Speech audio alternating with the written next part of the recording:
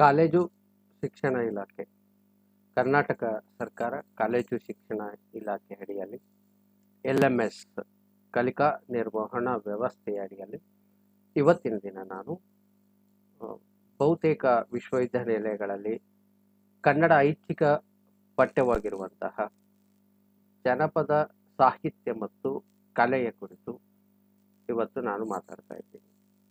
ನನ್ನ ಹೆಸರು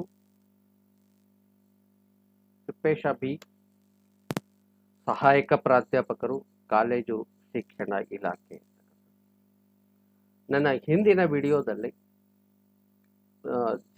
ಜನಪದ ಮತ್ತು ಜಾನಪದ ವ್ಯತ್ಯಾಸಗಳು, ಜನಪದ ಮತ್ತು ಜಾನಪದದ ಸ್ವರೂಪ ಲಕ್ಷಣಗಳು, ವ್ಯಾಖ್ಯೆಗಳನ್ನು ನಾವು ನೋಡಿದ್ವಿ. ಮುಂದುವರೆದು ನಾನು ಈ ವಿಡಿಯೋದಲ್ಲಿ ಜನಪದದ ಒಂದು ಬೆಳವಣಿಗೆ ಹೇಗಾಯಿತು, ಅಧ್ಯಯನದ ಜನಪದದ ಬೆಳವಣಿಗೆ ಅಲ್ಲ, ಜನಪದ ಅಥವಾ ಜಾನಪದದ ಅಧ್ಯಯನದ, ಬಹಳ ಮುಖ್ಯವಾಗಿ ಅಧ್ಯಯನದ ಬೆಳವಣಿಗೆ ಹೇಗಾಯಿತು, ಜಾಗತಿಕವಾಗಿ ಹೇಗಾಯಿತು, ಭಾರತದಲ್ಲಿ ಹೇಗಾಯಿತು ಮತ್ತು ಕರ್ನಾಟಕ ರಾಜ್ಯದಲ್ಲಿ ಈ ಜಾನಪದ ಅಧ್ಯಯನ ಬೆಳೆದು ಬಂದ ರೀತಿಯನ್ನ ಈ ವಿಡಿಯೋದಲ್ಲಿ ನಿಮಗೆ ಪ್ರಸ್ತುತಪಡಿಸ್ತಾ ಇದ್ದೀನಿ. ಹಿಂದಿನ ಒಂದು ಅಧಿವೇಶನದಲ್ಲಿ ನಾವು ಈಗಾಗಲೇ ನಿಮ್ಗೆ ಹೇಳಿದಂತೆ ಜಾನಪದದ ಸ್ವರೂಪ ಲಕ್ಷಣಗಳನ್ನು ನಾವು ನೋಡಿದ್ವಿ. ಜಾನಪದ ಕುರಿತು ವಿವಿಧ ವ್ಯಾಖ್ಯೆಗಳು, ಅದರ ಮಿತಿಗಳನ್ನು ಕೂಡ ನೋಡಿದ್ವಿ. ಜಾನಪದ ಅಂತಂದ್ರೆ ಒಟ್ಟಾರೆಯಾಗಿ ಬಹಳ ವಿಶಾಲ ವ್ಯಾಪ್ತಿಯನ್ನು ಒಳಗೊಂಡಂಥದ್ದು. ಮಾನವನ ಸಹಜ ಪ್ರವೃತ್ತಿಗೆ ಹಿಂದಿನಿಂದ ಬಂದಂತಹ ಆತ ಏನು ಅವನ ಅಭಿವ್ಯಕ್ತಿ ಇದೆಯಲ್ಲ, ಅದೆಲ್ಲವೂ ಕೂಡ ಜಾನಪದದ ವಿಶಾಲ ವ್ಯಾಪ್ತಿಯಲ್ಲಿ ಬಂದಿರುವಂಥದ್ದನ್ನು ನಾವು ನೋಡ್ತೀವಿ.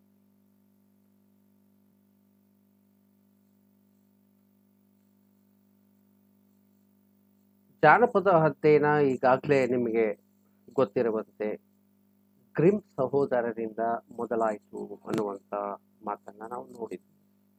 ಆದರೆ ಅದಕ್ಕಿಂತ ಮೊದಲು ಜಾನಪದ ಸಂಗ್ರಹ ನಡೆದಿತ್ತಾದರೂ ಕೂಡ ಅದು ಅಧ್ಯಯನದ ದೃಷ್ಟಿಯಿಂದ ನಡೆದಿರಲಿಲ್ಲ, ಕೇವಲ ಹವ್ಯಾಸದ ಅಥವಾ ಆಸಕ್ತಿಯ ದೃಷ್ಟಿಯಿಂದ ನಡೆದಿತ್ತು ಅನ್ನೋದನ್ನ ನಾವು ನೋಡ್ತೀವಿ.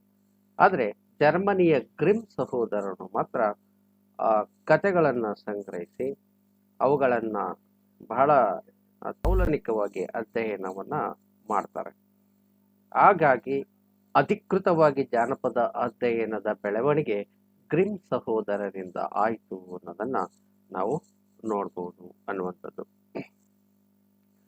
ಏನಾಯ್ತು ನೋಡಿ, ಈ ನಡುವೆ ಅನೇಕ ಈ ಗ್ರಿಮ್ ಸಹೋದರರು ಯಾವಾಗ ಆ ಜಾನಪದದ ಬಗ್ಗೆ ಬಹಳ ವಿಮರ್ಶಾತ್ಮಕ ಲೇಖನಗಳನ್ನು ಬರೆದ್ರು, ಅದನ್ನು ಓದಿಕೊಂಡಂತ ಅನೇಕ ಮಾನವಶಾಸ್ತ್ರಜ್ಞರು, ಸಾಂಸ್ಕೃತಿಕ ಅಧ್ಯಯನಕಾರರು, ನಂತರ ಸಮಾಜಶಾಸ್ತ್ರಜ್ಞರು, ಇನ್ನು ಅನೇಕ ಬೇರೆ ಬೇರೆ ಮಾನವಿಕ ವಿಜ್ಞಾನಗಳ ತಜ್ಞರು ಏನ್ ಮಾಡಿದ್ರು ಅಂತ ಹೇಳಿದ್ರೆ ಜಾನಪದದಲ್ಲಿ ಆಸಕ್ತಿಯನ್ನ ವಹಿಸಿದ್ರು ಅಂತಕ್ಕಂಥದ್ದು. ಯಾಕಂದ್ರೆ ಮನುಷ್ಯನ ಚಟುವಟಿಕೆಗೆ ಸಂಬಂಧಪಟ್ಟಂತೆ ಎಲ್ಲ ಶಾಸ್ತ್ರಗಳಿಗೆ ಹಿಂದಿನ ಒಂದು ಪ್ರಾಚೀನತೆಯ ಏನು ಅಂಶಗಳನ್ನ ಅಧ್ಯಯನಕ್ಕೆ ಬಳಸ್ಕೊಳ್ಬೇಕಾದ್ರೆ ಜಾನಪದ ಕೂಡ ಅವರಿಗೆ ಸಹಾಯಕವಾಯಿತು. ಹಾಗಾಗಿ ಮಾನವ ಶಾಸ್ತ್ರ ಅಂತ ಏನಿದೆ, ಮನುಷ್ಯನ ಚಟುವಟಿಕೆಗಳ ಸಂಬಂಧಿಸಿದ ಎಲ್ಲಾ ರೀತಿಯ ಚಟುವಟಿಕೆಗಳ ಶಾಸ್ತ್ರಗಳೇನಿದೆ ಅದೆಲ್ಲವನ್ನು ಅಧ್ಯಯನ ಮಾಡೋದಕ್ಕೆ ಜಾನಪದ ತುಂಬಾ ನೆರವನ್ನ ನೀಡಿದೆ ಅನ್ನುವಂಥದ್ದನ್ನ ನೋಡ್ತೀವಿ. ಸದ್ಯಕ್ಕೆ ಜಾನಪದ ಹುಟ್ಟಿನ ಬಗ್ಗೆ, ಯಾಕೆ ಜಾನಪದ ಹುಟ್ಟಿತು? ಮನುಷ್ಯ ಆತ ಜೀವಿಸಬೇಕಾದರೆ ಜಾನಪದ ಇಷ್ಟೊಂದು ಅಗಾಧವಾಗಿ ಕಥೆಗಳು, ಹಾಡುಗಳು, ಒಗಟುಗಳು, ಆಚರಣೆಗಳು, ನಂಬಿಕೆಗಳು ಏನಿದೆ ಇದೆಲ್ಲವನ್ನು ಜಾನಪದ ಅಂತ ಕರಿತೀವಿ. ಇದು ಯಾಕೆ ಮನುಷ್ಯನಲ್ಲಿ ಹುಟ್ಟು ಬಂತು? ಈ ಕೆಲವೊಂದು ಪ್ರಶ್ನೆಗಳಿಗೆ ಭಾಷೆ ಹೇಗೆ ಹುಟ್ಟಿತು ಅನ್ನೋದಕ್ಕೆ ಸೂಕ್ತವಾದ ನಿಖರವಾದ ಉತ್ತರವನ್ನ ಇವತ್ತು ಕಂಡುಹಿಡಿಯೋದಕ್ಕಾಗಿಲ್ಲ. ಹಾಗೆ ಈ ಜಾನಪದ ಹೇಗೆ ಹುಟ್ಟು, ಮನುಷ್ಯನ ಯೋಚನಾ ಲಹರಿ ಹೀಗೆ ಅಂತ ಹೇಳಕ್ಕಾಗಲ್ಲ. ಆತ ಪ್ರಾಣಿ ವರ್ಗಕ್ಕೆ ಸೇರಿದರೂ ಕೂಡ ಪ್ರಾಣಿಗಳಿಗಿಂತ ಬಹಳ ಭಿನ್ನವಾಗಿ ಯೋಚಿಸುವ ಕಾರಣವಾಗಿ ಅವನಲ್ಲಿ ಮೂಲಭೂತವಾದ ಕುತೂಹಲ ಆದಂತಹ ಸಹಜ ಪ್ರವೃತ್ತಿಗಳಿದೆ. ಆ ಸಹಜ ಪ್ರವೃತ್ತಿಗಳ ಪರಿಣಾಮವಾಗಿ ಅನೇಕ ಇಂಥ ಆಚರಣೆಗಳು, ನಂಬಿಕೆಗಳು ಇವನ್ನೆಲ್ಲವನ್ನು ಆತ ಹುಟ್ಟು ಹಾಕುತ್ತಾ ಬಂದಿದ್ದಾನೆ. ಆದಾಗ್ಯೂ ಕೂಡ ಜಾನಪದ ವಿದ್ವಾಂಸರು ಒಂದು ತಾರ್ಕಿಕವಾಗಿ, ತರ್ಕಬದ್ಧವಾಗಿ ವಾದಗಳನ್ನು ಮುಂದಿಡ್ತಾರೆ. ಬರೀ ಊಹೆ ಅಂತ ಹೇಳೋಕ್ಕಾಗೋದಿಲ್ಲ. ತರ್ಕಬದ್ಧವಾಗಿ ವಾದಗಳನ್ನು ಮುನ್ನಿಟ್ಟಾಗ ಜಾನಪದ ಹುಟ್ಟಿನ ಬಗ್ಗೆ, ಅದರ ಬೆಳವಣಿಗೆಯ ಬಗ್ಗೆ ಅನೇಕ ವಾದಗಳು ಮತ್ತು ಚರ್ಚೆಗಳು, ಸಿದ್ಧಾಂತಗಳು ಬಂದವು. ಬಹಳ ಮೊದಲಿಗೆ ಬಂದ ಸಿದ್ಧಾಂತ ಭಾಷಾಶಾಸ್ತ್ರೀಯ ಸಿದ್ಧಾಂತ. ವಿಲ್ಹೆಲ್ಮ್ ಗ್ರಿಮ್ ಅವರು ಇದರ ಮೂಲ ಕಾರಣಕರ್ತರು ಅನ್ನುವಂಥದ್ದು. ಈ ವಾದ ಬಂದ ನಂತರ, ಇದರ ವಾದ ಮುಂದಿನ ಇದರಲ್ಲಿ ಹೇಳ್ತೀನಿ. ಅದಾದ ನಂತರ ಭಾರತೀಯ ಮೂಲ ಸಿದ್ಧಾಂತ, ಮಾನವಶಾಸ್ತ್ರೀಯ ಸಿದ್ಧಾಂತ, ನೈಸರ್ಗಿಕ ಅಥವಾ ಪ್ರಕೃತಿ ಸಂಕೇತ ಸಿದ್ಧಾಂತ, ಸ್ವಪ್ನ ಮೂಲ ಸಿದ್ಧಾಂತ, ಮತಾಚರಣೆಯ ಮೂಲ ಸಿದ್ಧಾಂತ, ಕುಲದೇವತಾ ಮೂಲ ಸಿದ್ಧಾಂತ, ಚಾರಿತ್ರಿಕ ಭೌಗೋಳಿಕ ಸಿದ್ಧಾಂತ. ಇಷ್ಟೇ ಅಲ್ಲದೆ ಇನ್ನೂ ಅನೇಕ ಸಿದ್ಧಾಂತಗಳು ಕೂಡ ಈ ಜಾನಪದ ಹುಟ್ಟಿನ ಬಗ್ಗೆ ಇದೆ. ಇವು ಮೊದಲು ಯಾವ ಸಿದ್ಧಾಂತ ಬಂತು ಅಂತಂದರೆ ಭಾಷಾಶಾಸ್ತ್ರೀಯ ಸಿದ್ಧಾಂತ. ಅದ ಬಂದ ನಂತರ ಅದರ ಮಿತಿಗಳನ್ನ, ಅದರ ಒಂದು ಏನು ವಿಮರ್ಶಾತ್ಮಕವಾಗಿ ನೋಡಿ, ಇಲ್ಲ ಇದು ಹೀಗಿರ್ಲಿಕ್ಕಿಲ್ಲ, ಇನ್ನೊಂದು ಸಿದ್ಧಾಂತ ಉಂಟು. ಅದರ ನಂತರ ಹೀಗೆ ಜಾನಪದ ಹುಟ್ಟಿನ ಬಗ್ಗೆ, ಜಾನಪದದ ಅಧ್ಯಯನ ಈ ಒಂದು ಸಿದ್ಧಾಂತಗಳ ಹಿನ್ನೆಲೆಯಲ್ಲಿ ನಡೆದುಕೊಂಡು ಬಂದಿದೆ ಎನ್ನುವುದನ್ನ ನೋಡ್ಬೋದು. ನಾವು ಮೊದಲು ಒಂದೊಂದಾಗಿ ನೋಡೋಣ. ಭಾಷಾಶಾಸ್ತ್ರೀಯ ಸಿದ್ಧಾಂತ. ಏನಿದು ಭಾಷಾಶಾಸ್ತ್ರೀಯ ಸಿದ್ಧಾಂತ ಅಂದರೆ ಭಾಷಾ ವರ್ಗೀಕರಣದ ಒಂದು ಪ್ರಕ್ರಿಯೆ ಭಾಷಾಶಾಸ್ತ್ರಜ್ಞರು ಮಾಡ್ತಾರೆ. ಇಂಡೋ ಯುರೋಪಿಯನ್ ಭಾಷಾ ವರ್ಗಕ್ಕೆ ಸೇರಿರುವಂತಹ ಅನೇಕ ಭಾಷೆಗಳಲ್ಲಿ ಸಾಮ್ಯತೆಗಳು, ವ್ಯಾಕರಣಾಂಶಗಳು, ಪದಗಳು ಎಲ್ಲದರಲ್ಲೂ ಸಾಮ್ಯತೆ ಇರುವುದನ್ನು ನೋಡ್ತೀವಿ ನಾವು. ಈ ಇಂಡೋ ಯುರೋಪಿಯನ್ ಭಾಷಾ ವರ್ಗ ಇದೆಯಲ್ಲ, ಇದರ ವ್ಯಾಪ್ತಿ ಯಾವುದು ಅಂತಂದ್ರೆ ಈ ಮಧ್ಯ ಏಷ್ಯಾದಲ್ಲಿ ಬರುವಂತಹ ಭಾರತವನ್ನು ಸೇರಿಸಿಕೊಂಡು, ಉತ್ತರ ಭಾರತ, ಇರಾನ್, ಇರಾಕ್ ಸೇರಿಸಿಕೊಂಡು, ಆನಂತರ ಯುರೋಪಿನ ಅನೇಕ ಈ ಎಲ್ಲ ಒಂದು ಮಧ್ಯ ಏಷ್ಯಾ ಅಂತ ಏನು ಕರಿತೀವಿ, ಅಲ್ಲಿ ಅದರ ಪ್ರದೇಶ, ಅಲ್ಲಿರುವ ಹುಟ್ಟಿದಂತಹ ಭಾಷೆ ಸಂಸ್ಕೃತ, ಲ್ಯಾಟಿನ್ ಭಾಷೆ, ಗ್ರೀಕ್ ಅಥವಾ ಇಂಗ್ಲಿಷ್, ಈ ಭಾಷೆಗಳಲ್ಲಿ ಒಂದಿಷ್ಟು ಸಾಮ್ಯತೆಗಳು ಇದೆ. ಈಗ ಸಂಸ್ಕೃತದಲ್ಲಿ ಪಿತೃ ಅಂತಂದ್ರೆ ತಂದೆ, ಅದೇ ಇಂಗ್ಲಿಷ್ನಲ್ಲಿ ಫಾದರ್ ಅಂತಕ್ಕಂಥದ್ದು. ಸಂಸ್ಕೃತದಲ್ಲಿ ಮಾತೃ, ಇಂಗ್ಲಿಷ್ನಲ್ಲಿ ಮದರ್ ಆಗುವಂಥದ್ದು. ನಂತರ ಇನ್ನೂ ಅನೇಕ ಪದಗಳ ಉದಾಹರಣೆಯನ್ನು ಕೊಡಬಹುದು. ಅಷ್ಟೇ ಅಲ್ಲದೆ ಇದು ಬರೀ ಕೇವಲ ಇಂಗ್ಲಿಷ್ ಅಲ್ಲ, ಇದು ಇನ್ನಿತರ ಜರ್ಮನ್ ಅನೇಕ ಭಾಷೆಗಳಿಗೆ ಹೋಲಿಕೆ ಇರುವಂಥ ಪದಗಳಿದೆ. ಸೊ ಇದು ಭಾಷಾಶಾಸ್ತ್ರಜ್ಞರ ಕುತೂಹಲಕ್ಕೆ ಕಾರಣ ಆಯಿತು. ಇವೆಲ್ಲ ಅಂಶಗಳನ್ನು ಗಮನಿಸಿದಾಗ ಅವರಿಗೆ ಒಳದದ್ದೇನೆಂದರೆ ಈ ಎಲ್ಲ ಭಾಷೆಗಳು ಮೂಲ ಒಂದು ಭಾಷೆಯಿಂದ ಬೇರ್ಪಟ್ಟಿರುವ ಭಾಷೆಗಳು ಅನ್ನುವಂಥದ್ದು.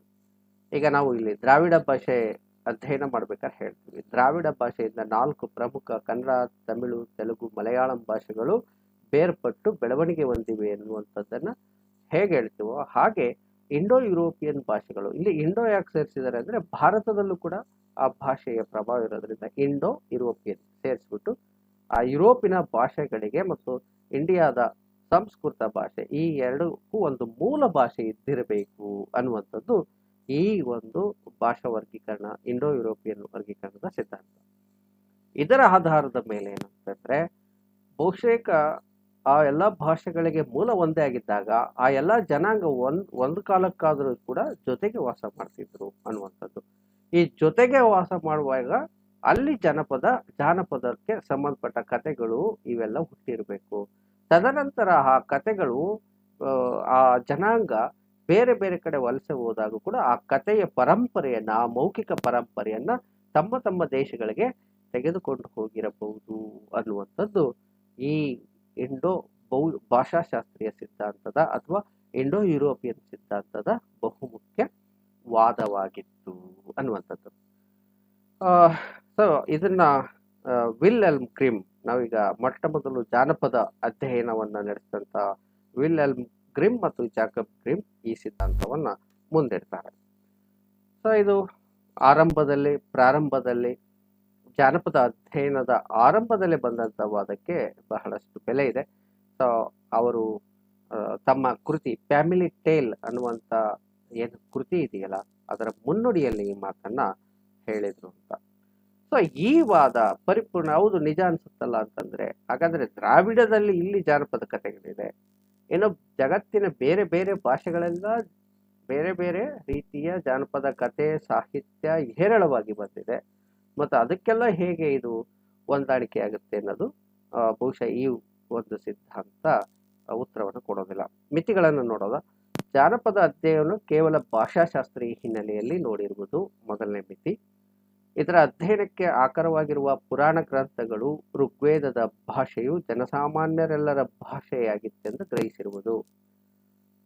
ನಾವೆಲ್ಲ ನೋಡ್ತೀವಿ ಋಗ್ವೇದದ ಭಾಷೆ ಸಂಸ್ಕೃತ ಭಾಷೆ ಅಂತ, ಅದು ಕ್ಲಾಸಿಕಲ್ ಭಾಷೆ ಅಂತೀವಿ, ಶಾಸ್ತ್ರೀಯ ಭಾಷೆ ಅಂತೀವಿ ನಾವು. ಅದು ಆಡಳಿತದ ಪ್ರಭುತ್ವದ ಭಾಷೆಯಾಗಿತ್ತೆ ಹೊರತು ಅದು ಜನಸಾಮಾನ್ಯರ ಭಾಷೆಯಾದ ಬಗ್ಗೆ ನಮಗೆ ಅಷ್ಟೊಂದು ಉಲ್ಲೇಖಗಳು ಸಿಗೋದಿಲ್ಲ. ಸೊ ಇಲ್ಲಿ ಜಾನಪದ ಬಹಳ ಮುಖ್ಯವಾಗಿ ಯಾರಿಗೆ ಸಂಬಂಧಿಸಿದ್ದು ಅಂದರೆ ಜನಪದರಿಗೆ ಸಂಬಂಧಿಸಿದ್ದೆ ಹೊರತು ಆಳುವ ಪ್ರಭುತ್ವದ ಅಥವಾ ಶಿಷ್ಟ ಸಂಪ್ರದಾಯಕ್ಕೆ ಅದು ಸಂಬಂಧಿಸಿದ್ದಲ್ಲ ಅನ್ನೋದನ್ನ ಬಹಳ ಮುಖ್ಯವಾಗಿ ನೆನ್ಪಿಡ್ಬೇಕಾಗತ್ತೆ ಅನ್ನುವಂಥದ್ದು. ಹಾಗಾಗಿ ಈ ವಾದವನ್ನ ಒಪ್ಕೊಳ್ಳಿಲ್ಲ. ಆದರೂ ಕೂಡ ಈ ವಾದ ಬಹುದಿನಗಳವರೆಗೆ ಚಾಲ್ತಿ ಇತ್ತು. ಇದರ ಸಮರ್ಥಕರು ಮ್ಯಾಕ್ಸ್ ಮುಲ್ಲರ್, ಗುಬರ್ ನಾಟಿಫ್, ಜಾನ್ ಕಾಕ್ಸ್ ಅನ್ನುವಂತಹ ವ್ಯಕ್ತಿಗಳು. ನಿಮ್ಗಂತೂ ಮ್ಯಾಕ್ಸ್ ಮುಲ್ಲರ್ ಬಗ್ಗೆ ಗೊತ್ತೇ ಇರ್ತದೆ. ಈತ ಆರ್ಯರು ಮತ್ತು ದ್ರಾವಿಡರ ಭಿನ್ನ ಸಿದ್ಧಾಂತವನ್ನು ಜಗತ್ತಿಗೆ ಪರಿಚಯ ಮಾಡಿಕೊಟ್ಟಂಥವನು. ಅವರ ಮೂಲಗಳ ಬಗ್ಗೆ ಮಾತಾಡಿದಂಥ ಮ್ಯಾಕ್ಸ್ ಮುಲ್ಲರ್ ಸಹಜವಾಗಿ ಆತ ಈ ಇಂಡೋ ಯುರೋಪಿಯನ್ ಭಾಷಾ ವರ್ಗದ ಏನಿದೆಯಲ್ಲ ಇದನ್ನ ಒಪ್ಕೊಳ್ತಾನೆ ಅನ್ನುವಂಥದ್ದು. ಆದರೆ ಈ ವಾದ ಆನಂತರ ಬಂದಂಥ ಜಾನಪದ ತಜ್ಞರಿಗೆ ಅಷ್ಟೊಂದು ಏನಂತ ಹೇಳಿದ್ರೆ ಒಪ್ಪಿಗೆ ಆಗೋದಿಲ್ಲ. ಭಾರತೀಯ ಮೂಲ ಸಿದ್ಧಾಂತ, ಇದರ ಪ್ರತಿಪಾದಕರು ಥಿಯೋಡರ್ ಬೆನ್ಪೆ ಎನ್ನುವಂಥದ್ದು. ಈತ ಒಬ್ಬ ಸಂಸ್ಕೃತ ಪಂಡಿತ ಆಗಿದ್ದ. ಪಂಚತಂತ್ರ ಕಥೆಗಳನ್ನ ತೌಲನಿಕವಾಗಿ ಅಧ್ಯಯನ ನಡೆಸಿದವನು ಈತ ಅಂತಕ್ಕಂಥದ್ದು. ನಿಮ್ಗೆ ಗೊತ್ತೇ ಇದೆ, ಭಾರತ ಸಾಹಿತ್ಯದಲ್ಲಿ ಪಂಚತಂತ್ರ ಕಥೆಗಳಿಗೆ ಬಹಳ ವಿಶಿಷ್ಟವಾದ ಸ್ಥಾನ ಇದೆ. ಈ ಪಂಚತಂತ್ರದ ಕಥೆಗಳನ್ನು ಆಧಾರವಾಗಿಟ್ಟುಕೊಂಡು ಬಹುತೇಕ ಈ ಕಥೆಗಳು ಮೂಲ ಪಂಚತಂತ್ರ ಇರ್ಬೋದು, ತದನಂತರ ಈ ಕಥೆಗಳು ಬೇರೆ ಬೇರೆ ದೇಶಕ್ಕೆ ವಲಸೆ ಹೋಗಿರ್ಬೋದು, ಅದು ಪ್ರಸರಣ ಹೊಂದಿರಬಹುದು ಅನ್ನುವಂಥದ್ದು ಥಿಯೋಡರ್ ಬೆನ್ಪೆ ಅವರ ವಾದ.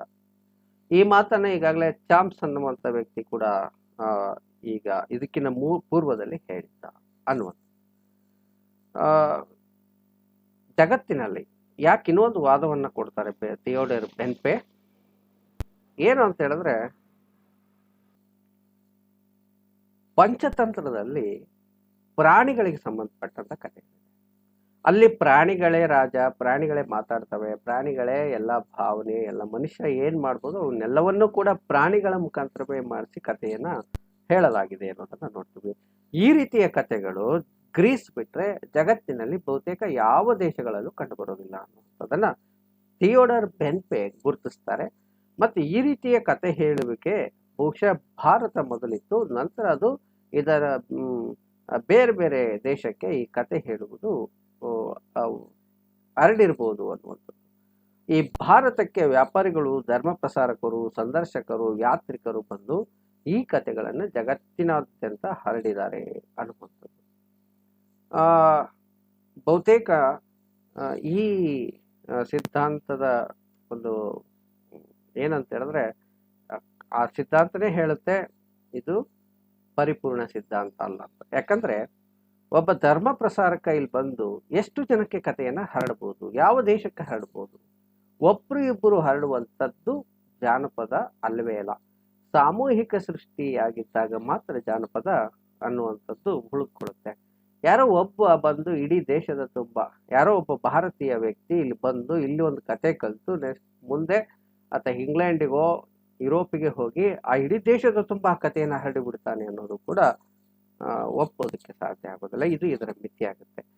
ಇನ್ನು ಬಹಳ ಮುಖ್ಯವಾಗಿ ಕಥಾ ಸ್ವರೂಪವನ್ನು ಸೂಕ್ಷ್ಮವಾಗಿ ಅಧ್ಯಯನ ಮಾಡಿಲ್ಲ. ಈತ ಬರೀ ಪಂಚತಂತ್ರವನ್ನು ಇಟ್ಕೊಂಡು ಇದನ್ನ ಕಥೆಯ ಸ್ವರೂಪ ಬರೀ ಪಂಚತಂತ್ರದಿಂದ ಅರ್ಥ ಆಗೋದಿಲ್ಲ. ಅದು ಶಿಷ್ಟ ಸಾಹಿತ್ಯ, ಅದು ಬಹಳ ಮುಖ್ಯವಾಗಿ.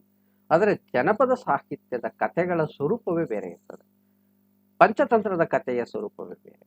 ಪಂಚತಂತ್ರ ಬಹಳ ಮುಖ್ಯವಾಗಿ ಶಿಷ್ಟ ಸ್ವರೂಪದ್ದು. ಶಿಷ್ಟ ಅಂತ ಹೇಳಿದ್ರೆ ಗ್ರಾಂಥಿಕ, ಹಾಡುವ, ಓದುವ, ಬಹಳ ಮುಖ್ಯವಾಗಿ ರಾಜನ ಮಕ್ಕಳಿಗೆ, ಅಕ್ಷರಸ್ಥರಿಗೆ ಬರೆದಂಥ ಗ್ರಂಥ ಅದು. ಆದರೆ ಜನಪದ ಕಥೆ ಇದೆಯಲ್ಲ, ಅದು ಅನಕ್ಷರಸ್ಥರು ಬರೆದಂಥ ಕಥೆ.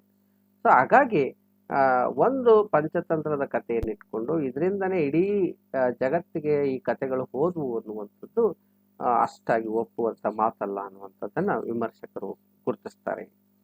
ಬಹಳ ಮುಖ್ಯವಾಗಿ ಈತ ಭಾಷಾಶಾಸ್ತ್ರಜ್ಞ. ಜನಪದದ ಸ್ವರೂಪ, ಜಾನಪದದ ಬಗ್ಗೆ ಈತನಿಗೆ ತಿಳುವಳಿಕೆ ಕಡಿಮೆ ಅನ್ನುವಂಥದ್ದು ಇವನ ಬಗ್ಗೆ ಇರುವಂತಹ ಆರೋಪ. ಮತ್ತೆ ಇನ್ನೂ ಒಂದು ಹೇಳ್ತಾರೆ ಈತನ ವಿಮರ್ಶೆವಾದಕ್ಕೆ, ಇನ್ನು ಜಗತ್ತಿನಲ್ಲಿ ಬೇರೆ ಬೇರೆ ದೇಶಗಳಿಂದ ಜನಪದ ಕಥೆಗಳ ಸಂಗ್ರಹ ಇನ್ನೂ ಆಗಿರಲಿಲ್ಲ ಆ ಕಾಲಕ್ಕೆ, ಬೆನ್ಪೆಯವರ ಕಾಲಕ್ಕೆ. ಸಂಗ್ರಹ ನಡೆದದ್ದು ಕೇವಲ ಮೊದಲಿಗೆ ನಾವು ನೋಡ್ತೀವಿ ಯುರೋಪಿನ ದೇಶಗಳಲ್ಲಿ ಮೊಟ್ಟ ಮೊದಲ ಬಾರಿಗೆ ಆಯಿತು. ಅದರಲ್ಲೂ ಅಧ್ಯಯನ ಆಗಿದ್ದು ನಾವು ಈಗಾಗಲೇ ಜರ್ಮನಿಯಲ್ಲಿ ಗ್ರಿಮ್ ಸಹೋದರರಿಂದ ಅಂತ ನೋಡ್ತೀವಿ. ಹಾಗಾಗಿ ಜಗತ್ತಿನ ಬೇರೆ ಬೇರೆ ಭಾಷೆಗಳಲ್ಲಿ ಇನ್ನೂ ಕೂಡ ಸಂಗ್ರಹವೇ ಆಗಿರಲಿಲ್ಲ. ಒಂದೇ ಸರಿಗೆ ಈ ತೀರ್ಮಾನವನ್ನು ತೆಗೆದುಕೊಳ್ಳೋದು ಸೂಕ್ತ ಅಲ್ಲ ಅನ್ನುವಂಥದ್ದು ಈ ಒಂದು ವಾದವನ್ನ ವಿರೋಧ ಅಂತಲ್ಲ, ಒಪ್ಪದೇ ಇರುವವರ ಒಂದು ಅಭಿಪ್ರಾಯ. ಇದನ್ನು ಕೂಡ ಸಮರ್ಥಕರಿದ್ದರು. ಎಮ್ಯಾನ್ಯುಯಲ್ ಅನ್ನುವಂಥವ್ರು, ಕಾಸ್ಕಿನ್ ಅನ್ನುವಂಥ ಜಾನಪದ ವಿದ್ವಾಂಸರು ಇದನ್ನ ಸಮರ್ಥನೆಯನ್ನ ಮಾಡ್ತಾರೆ. ಇನ್ನು ಬಹಳ ಒಂದಿಷ್ಟು ಮುಖ್ಯವಾದ ಒಂದು ಸಿದ್ಧಾಂತ ಇದು ಮಾನವಶಾಸ್ತ್ರೀಯ ಸಿದ್ಧಾಂತ ಮತ್ತು ಪಳೆಯುಳಿಕೆ ಸಿದ್ಧಾಂತ. ಇದರ ಪ್ರತಿಪಾದಕರು ಆಂಡ್ರೋ ಲ್ಯಾಂಗ್ ಅನ್ನುವಂಥದ್ದು. ಇದಕ್ಕೆ 3 ಹೆಸರು ಬರ್ತವೆ. ಒಂದು ಮಾನವಶಾಸ್ತ್ರೀಯ ಸಿದ್ಧಾಂತ ಅಂತಾರೆ, ಇನ್ನೊಂದು ಪಳೆಯುಳಿಕೆ ಸಿದ್ಧಾಂತ ಅಂತಾರೆ, ಮತ್ತೊಂದು ಬಹುಮೂಲವಾದ ಸಿದ್ಧಾಂತ ಅಂತ ಕರೀತಾರೆ. ಏನ್ ಹಂಗಂದ್ರೆ, ಸೊ ಈತ ಯುರೋಪಿನಲ್ಲಾದ ಔದ್ಯೋಗಿಕ ಕ್ರಾಂತಿಯ ಫಲವಾಗಿ ಬೇರೆ ಬೇರೆ ನಾಡುಗಳಿಂದ ವಲಸೆ ಬಂದ ಜನರ ಸ್ಥಿತಿ, ಗತಿ ಹಾಗೂ ಜೀವನ ವಿಧಾನಗಳನ್ನು ಅರಿಯುವಾಗ ಅವರ ಮೌಖಿಕ ಪರಂಪರೆಯಲ್ಲಿರುವ ಸಾಮ್ಯತೆಗಳನ್ನು ಗುರುತಿಸಿದರು. ಹೀಗೆ ಬೇರೆ ಬೇರೆ ನಾಡುಗಳಿಂದ ಬಂದ ಜನರ ವಾಂಶಿಕ ಸಂಬಂಧಗಳನ್ನು ಪತ್ತೆ ಮಾಡಲು ಸಾಧ್ಯವಾಗಲಿಲ್ಲ ಅಂತಕ್ಕಂಥದ್ದು. ಏನು ಈ ಯುರೋಪಿನಲ್ಲಿ ಔದ್ಯೋಗಿಕ ಕ್ರಾಂತಿ ಆಯಿತು 18-19ನೇ ಶತಮಾನದಲ್ಲಿ. ಸೊ ಈ ಕೈಗಾರಿಕೆಗಳಲ್ಲಿ ಕೆಲಸ ಮಾಡೋದಕ್ಕೆ ವಿಶ್ವದ ಬೇರೆ ಬೇರೆ ಕಡೆಯಿಂದ ಜನ ಬಂದು ಅಲ್ಲಿ ಬಹುಮೂಲದ ಜನ, ಏನಂದ್ರೆ ಇಂಗ್ಲೆಂಡಲ್ಲಿ ಭಾರತೀಯರು ಇರ್ಬೋದು, ಅಥವಾ ಪಾಕಿಸ್ತಾನಿಯವರು ಇರ್ಬೋದು, ಚೀನಿಯರು, ಥೈಲ್ಯಾಂಡ್ನವರು ಇರ್ಬೋದು, ಹೀಗೆ ಬೇರೆ ಬೇರೆ ಬಹುತೇಕ ಅಲ್ಲಿ ಜನ ಬಂದು ನೆಲೆಸಿದ್ರು ಅನ್ನುವಂಥದ್ದು. ಸೊ ನೆಲೆಸಿದಾಗ ಅವರ ಕಥೆಗಳಲ್ಲಿ ಸಾಮ್ಯತೆ ಇತ್ತು ಅನ್ನುವಂಥದ್ದು. ಈ ಕಥೆಗಳಲ್ಲಿ ಸಾಮ್ಯತೆ ಇದ್ದಾಗ ಅದನ್ನ ಹುಡುಕಿಕೊಂಡು ಹೋದಂಥ ಈ ಮಾನವಶಾಸ್ತ್ರಜ್ಞರಿಗೆ ಆ ವಾಂಶಿಕವಾಗಿ ಯಾವ ಪರಿಚಯವೇ ಇಲ್ಲದೆ ಸಾಮ್ಯತೆ ಇದ್ದಂಥದ್ದು. ಅಂದ್ರೆ ಈಗ ಒಂದು ಐರ್ಲೆಂಡ್ ಕುಟುಂಬ, ಇನ್ನೊಂದು ಭಾರತೀಯ ಕುಟುಂಬ, ಅವರಿಗೂ ಯಾವ ಸಂಪರ್ಕವೂ ಇಲ್ಲ, ಆದರೆ ಅವರ ಆಚರಣೆಯಲ್ಲಿ ಮಾತ್ರ ಸಾಮ್ಯತೆ ಇತ್ತು. ಇದು ಹೇಗೆ ಅನ್ನುವಂಥದ್ದು ಆಂಡ್ರೋ ಲ್ಯಾಂಗ್ನ ಪ್ರಶ್ನೆ. ಆತ ಹೇಳೋದಂದ್ರೆ ಭಾರತೀಯ ಕುಟುಂಬ ಕೂಡ ಒಬ್ಬ ಮನುಷ್ಯ, ಇನ್ನೊಂದು ಯಾವುದೋ ಐರ್ಲೆಂಡ್ ದೇಶದ ಕುಟುಂಬ ಕೂಡ ಮಾನವ ಮೂಲಭೂತವಾಗಿ ಮಾನವ. ಆತನ ಯೋಚನೆಗಳು ಯಾವಾಗೂ ಕೂಡ ಒಂದೇ ತರ ಇರ್ತವೆ ಅನ್ನುವಂಥದ್ದು ಈ ಮಾನವ ಸಿದ್ಧಾಂತದ ಬಹುಮುಖ್ಯ ನಂಬಿಕೆ. ಮಾನವಶಾಸ್ತ್ರ ನಂಬೋದೇ ಏನಂದ್ರೆ ಮೂಲಭೂತವಾಗಿ ಬೇಸಿಕಲಿ ಮನುಷ್ಯರೆಲ್ಲರೂ ಕೂಡ ಸಮಾನರು ಅನ್ನುವಂಥದ್ದು. ಮನುಷ್ಯನ ಯೋಚಿಸುವ ರೀತಿ, ಆತನ ಸಹಜ ಪ್ರವೃತ್ತಿಗಳು ಎಲ್ಲರಿಗೂ ಸಮಾನವಾಗಿರ್ತವೆ, ಪ್ರಾಣಿಗಳನ್ನು ಬಿಟ್ಟು ಮನುಷ್ಯರಾದವರು. ಆತ ನೀಗ್ರೋ ಮನುಷ್ಯ ಇರಲಿ, ಅಥವಾ ಭಾರತೀಯ ಮನುಷ್ಯ ಇರಲಿ, ಅಥವಾ ಅಮೆರಿಕನ್ ರೆಡ್ ಇಂಡಿಯನ್ಸ್ ಇರಲಿ, ಅಥವಾ ಆಸ್ಟ್ರೇಲಿಯಾದ ಇನ್ನೊಂದು ಜನಾಂಗ ಇರಲಿ, ಅವರ ಮೂಲಭೂತ, ಅವರು ಬುಡಕಟ್ಟು ಜನಾಂಗ ಇರಲಿ ಅಥವಾ ಆಧುನಿಕ ಜನ ಇರಲಿ, ಯಾರೇ ಇರಲಿ, ಮನುಷ್ಯನ ಸಹಜ ಪ್ರವೃತ್ತಿಗಳಿದಾವಲ್ಲ ಅವು ಸಮಾನವಾಗಿರ್ತವೆ ಅನ್ನುವುದನ್ನ ಆಂಡ್ರೋ ಲ್ಯಾಂಗ್ ಅನ್ನುವಂಥ ಮಾನವಶಾಸ್ತ್ರಜ್ಞ. ಇದರಿಂದ ಏನಾಯ್ತು ಅಂದ್ರೆ ಒಂದು ಭಾರತೀಯ ಕುಟುಂಬ ಸೂರ್ಯನನ್ನು ನೋಡಿ ಏನು ಯೋಚನೆ ಮಾಡುತ್ತೋ, ಅದರ ಶಕ್ತಿ ಅಥವಾ ಗುಡುಗು ಮಳೆಯನ್ನು ನೋಡಿ ಏನು ಯೋಚನೆ ಮಾಡುತ್ತೋ, ಅದಕ್ಕೊಂದು ದೈವದ ಕಥೆಯನ್ನು ಕಟ್ಟುತ್ತೋ, ಐರ್ಲೆಂಡ್ ಅಲ್ಲಿರುವ ಮನುಷ್ಯ ಕೂಡ ಆತ ಗುಡುಗು ನೋಡಿ ಆತನೂ ಕೂಡ ಅವನು ಒಂದು ಅದೇ ರೀತಿ ಒಂದು ಕಥೆಯನ್ನು ಕಟ್ಟೋದಕ್ಕೆ ಸಾಧ್ಯತೆ ಇದೆ.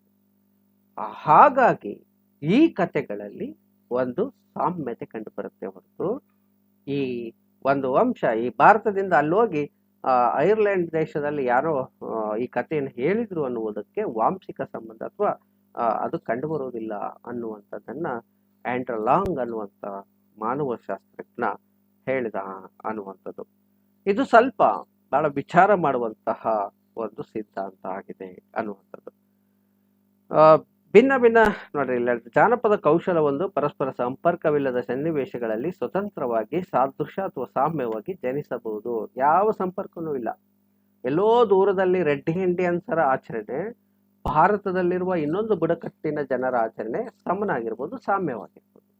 ಹಾಗಂತ ಅವರಿಬ್ಬರು ಸಂಪರ್ಕದಲ್ಲಿದ್ರು ಯಾವಾಗ ಅನ್ನುವುದು ಅಷ್ಟು ಒಪ್ಪತಕ್ಕದ್ದಲ್ಲ. ಆದರೆ ಅವರ ಯೋಚಿಸುವ ರೀತಿಗಳು, ಅಂದ್ರೆ ಮಾನವ ಯೋಚಿಸುವ ರೀತಿ ಯಾವಾಗೂ ಒಂದೇ ಇರುತ್ತೆ ಅನ್ನುವಂಥದ್ದು.